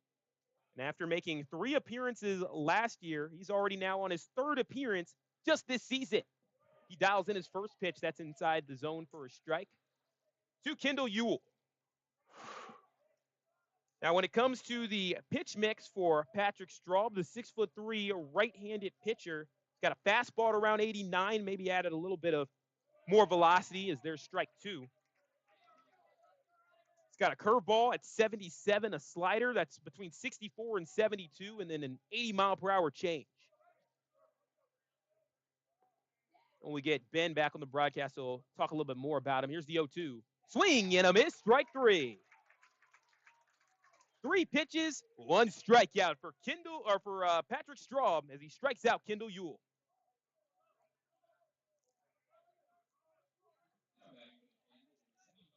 Tyler Peck, by the way, he finished his day 3 innings pitched of relief work, 5 hits, 2 earned runs, 1 walk, and 3 strikeouts. He did a good job keeping the walks down after the Bobcats had 6 walks in their first 4 innings. Here comes the next pitch from Straub. And that one finds its own for a strike. Some good movement there. Yeah, It's almost come like a sidearm. Yeah, that slider's got some insane break, and he definitely hides his pitch as well based off his windup. I know Ben's going to get in that a little bit later, but yeah, he's got an insane slider. So with 2 away in the inning, bases clear in the top of the 8th. Here's Pombo Nicoludis, who's 1 for 4 on the afternoon. Nicoludis gets a swing on that one. A couple of hops over to Taylor Gill. Long throw, and in time. A picture-perfect inning, as picture-perfect as the afternoon here in Athens. It's bright and sunny, and the Bobcats do really well defensively in that inning. A 1-2-3 frame for the new pitcher, Patrick Straub. We're headed to the home half of the 8th. The Bobcats need runs, and they need them now. We'll see if they can get that here on Ohio Bobcat TV.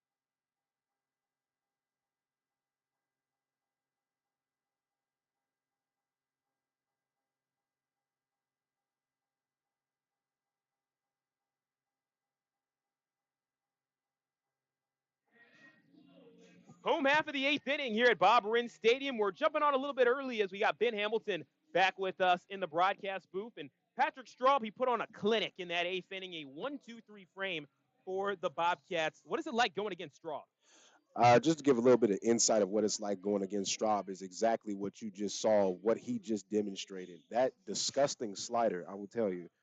Facing against him, I've always fouled his slider off and will always look for his fastball because a slider that moves like that's just unholy. Like It certainly is. Speaking of guys that are dealing right now, Kendall Lyons. He's already over 7 innings of work and is now pitching into the 8th inning. A season high for innings pitched in one game by Lyons. Now, put it into perspective, he had 8 1/3 innings pitched on the season, or actually 9 1/3 innings pitched on the season. And right there, almost eclipsing that as his first couple of pitches are there for strikes. 0-2 count to Alex Finney, who's 1 for 3 on the afternoon. Righty on righty matchup. Lyons deals the breaking ball that's flared into right field. Ewell pushing back to the track and makes the catch. Nice work by Ewell in the outfield to track that one down. Had to glove that almost underhanded to make that catch. yeah, it is very hard to position yourself running to your left, especially when the ball seemed to like dance and tail in the air. That's one of the most important things. Playing the outfield position is understanding how to position your body.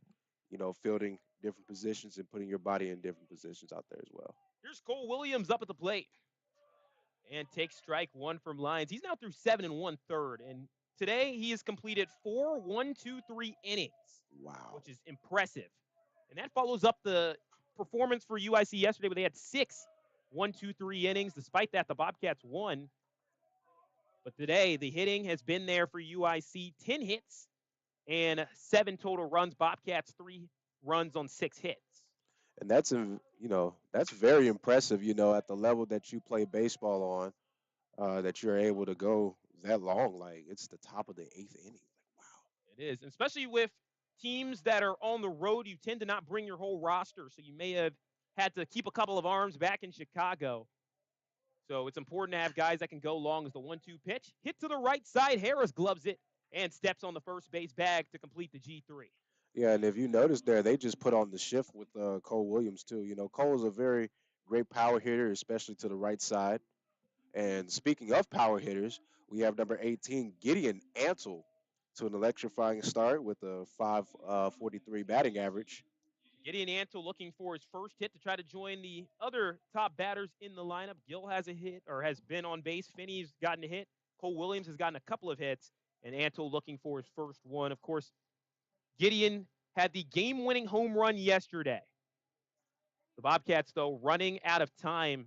You were looking at an hourglass. The sand starting to run thin at the top. Here's the pitch, the 1-0. Hit to the left side, and that's through for a base hit. He roped it down the third base line, and it's extra bases for Antle. Pushing towards second, he's got a sliding double for the Bobcats. Getting it started there for the Bobcats offense there, and that is something you should expect from Gideon Ansel. We knew it was only a matter of time for Gideon Antle to get himself a base hit. He's been one of the top batters in the entire college baseball landscape. And what better timing to have it than in the top of the eighth, or should I say the bottom of the eighth? This takes us to Jackson Cawthron. Lions kicks and deals. Pitches inside. And the count is 1 ball, no strikes. That was an off-speed pitch that time from Lions. He's mixed up a little bit of everything. He's got some really good stuff. The sophomore pitcher, he's used his fastball, changeup, curveball, and slider to perfection here today. But a runner in scoring position for the Cats. They need to drive him home, and there's a hit over to the right side. But there is room for Ewell. Makes the catch moving forward, and that retires Cawthron and retires the side. Bobcats leave another in scoring position, and now the pressure is on. We're headed to the 9th inning, where UIC, they're checking their insurance policy, looking to add a little bit of extra runs to their lead. We're headed to the 9th on Ohio Bobcat TV.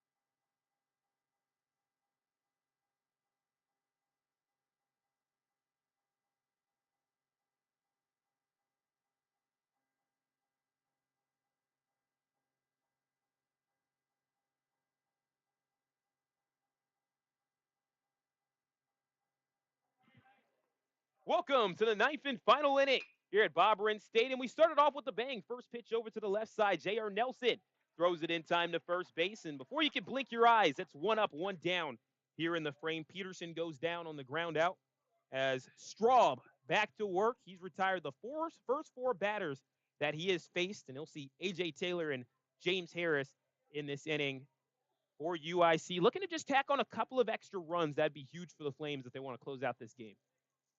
They'll have a really good pad, but it might just help to get another as the fastball is outside to A.J. Taylor. A player that is 2 for 4 today. He's got a single and he's got a double. He'll line drive one to the left side, and that's down for a base hit. A 3-hit day for A.J. Taylor. And here comes the Flames in the ninth. He's on fire today. It's only fitting. I mean, he plays for the Plays Flames for the after all. Flames. Yeah. It is a really great name. It's one of the more unique mascots in college sports. You don't see a lot of Flames, and I think it's really cool. It fits UIC very well, in my opinion. It's like I think Bobcats fits very well for Ohio. Oh yeah. So that's 11 hits on the day for the red and blue. And here is James Harris back up at the plate, and that one gets behind Cawthron. Taylor can jog his way with a free bag at second.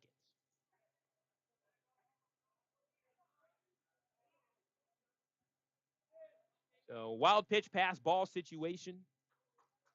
Count is 1-0 to James Harris, who's 1 for 3 on the day, has an RBI to his name and a walk. If he were to get another RBI, he'd be at double digits RBIs for the season. Next pitch. Breaking ball. Finds the corner of the zone for a strike. Yeah, I've noticed that Harris does not really like that outside unless it's an 0-2 count because that's what he got his hit on. So he's definitely has been looking at those outside pitches. So Straub should look to target those here as he does again. Yep, 1-1 paints the outside of the zone for strike number 2. This is a UIC team that's going to be playing all home games for the next 12 days. Their longest homestand of the year comes up starting Tuesday. I'm sure they're going to be happy about that after a couple of road games. A throw down to second, they got him! Straub with eyes on the back of his head. Nice A.J. Taylor at second base. And just like that, the bases are clear and 2 away. Can't get happy feet when you're on second base. So a 1-6 put out. As Nelson finished it off by making the tag. Now some wind behind your sails, a chance to get out of the inning for Patrick Straub. The 1-2 pitch. Just misses the zone outside. 2 balls and 2 strikes.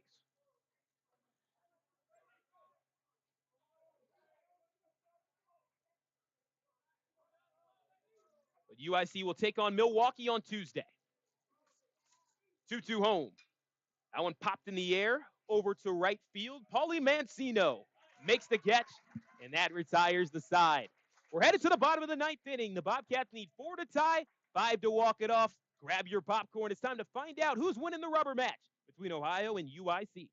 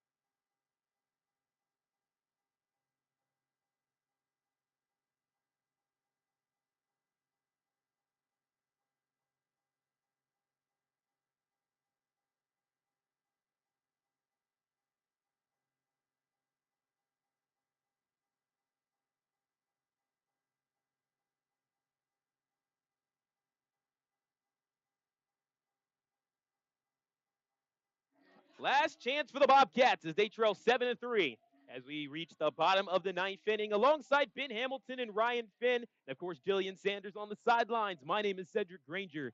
Happy to be with you for this 3-game series. And it all comes down to this in the rubber match. Paulie Mancino, AJ Roush, and Bryce Smith. We got a new pitcher into the game.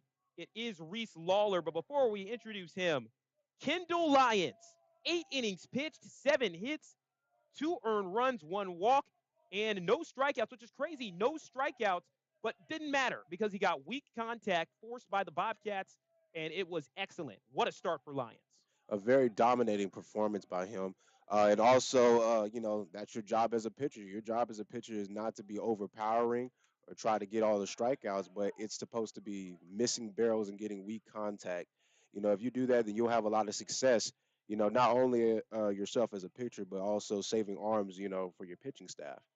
Well, Lawler will look to be the closing pitcher today. Fastball at 89 as breaking ball hit to the left side.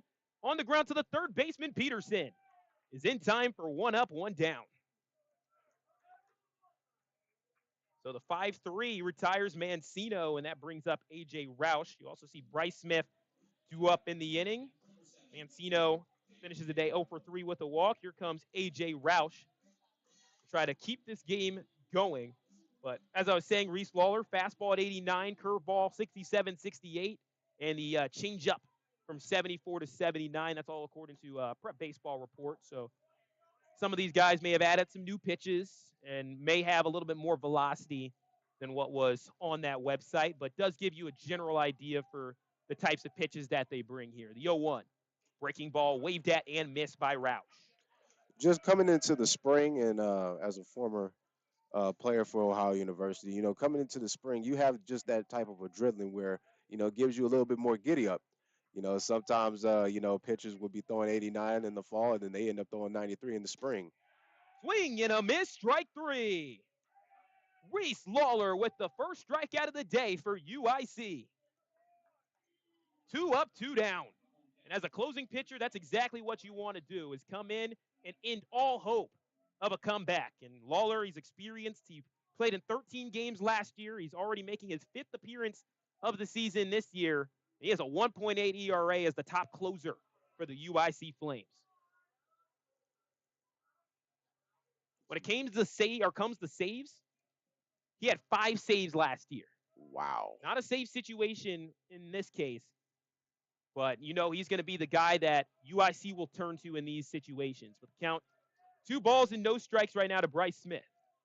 As Bryce Smith is looking to get things started for the Ohio offense. He's looked really good at the dish today. Yep, does have 2 base hits today. Has a single in the 3rd, a double in the 7th, 2 for 3 overall on the day with the runs scored. And right now he's facing a 2-1 count. Bobcats down to their final out. And Lawler looking to close out not only the game, but the series. Ball chopped on the ground. Zane Zielinski fields it on 2 hops. The throw to first base is in time. And the UIC Flames, they come to Athens and they win the series, taking today's game 7-3 over the Ohio Bobcats. Impressive work all around by the Flames.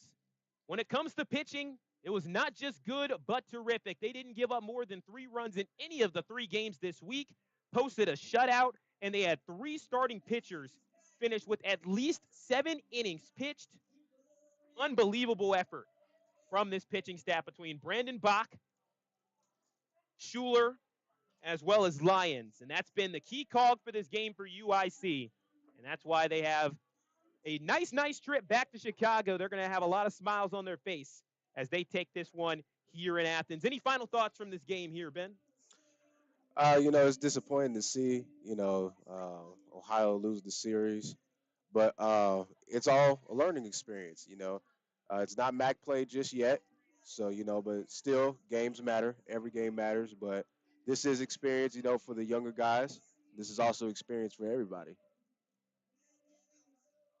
So with that 9th inning, UIC now finishes the last 2 games of the series with 11 1-2-3 innings. Really impressive work by UIC, and they'll look to keep up that momentum going into their next matchup against Milwaukee. Then they'll follow that up with a weekend series against St. Thomas next week. And they're home for the next 12 days. So props to UIC. They'll enjoy some home cooking over there. They're now 6-5 on the season, back above 500. And of course, Coach McDermott, as a manager, back above 500 in his own right. As for the Bobcats, they fall to 3-6. They have lost 6 out of their last 7 games after starting the season 2-0, but they're not going to panic as they have a game coming up here on Tuesday against Youngstown State. And you can watch that game. It's right now projected to be on ESPN Plus, so you can watch that game over there. And then they'll take on the Huskies of NIU to start MAC play coming up next week. So non-conference play starting to wane down, and we're about to get into the thick of the season. But thank you all for joining us here on Ohio Bobcat TV. For our analyst, Ryan Finn, and Ben Hamilton, our sideline reporter, Jillian Sanders, my name is Cedric Granger, wishing you a goodbye from Bob Wren Stadium. It's a gorgeous day and a wonderful afternoon for baseball, but it did not go the Bobcats' way. UIC wins the series, taking Game 1 5-0, Game 2 Ohio won 3-2, and then the rubber match here today. The Flames take it 7-3, and once again, have a great rest of your day.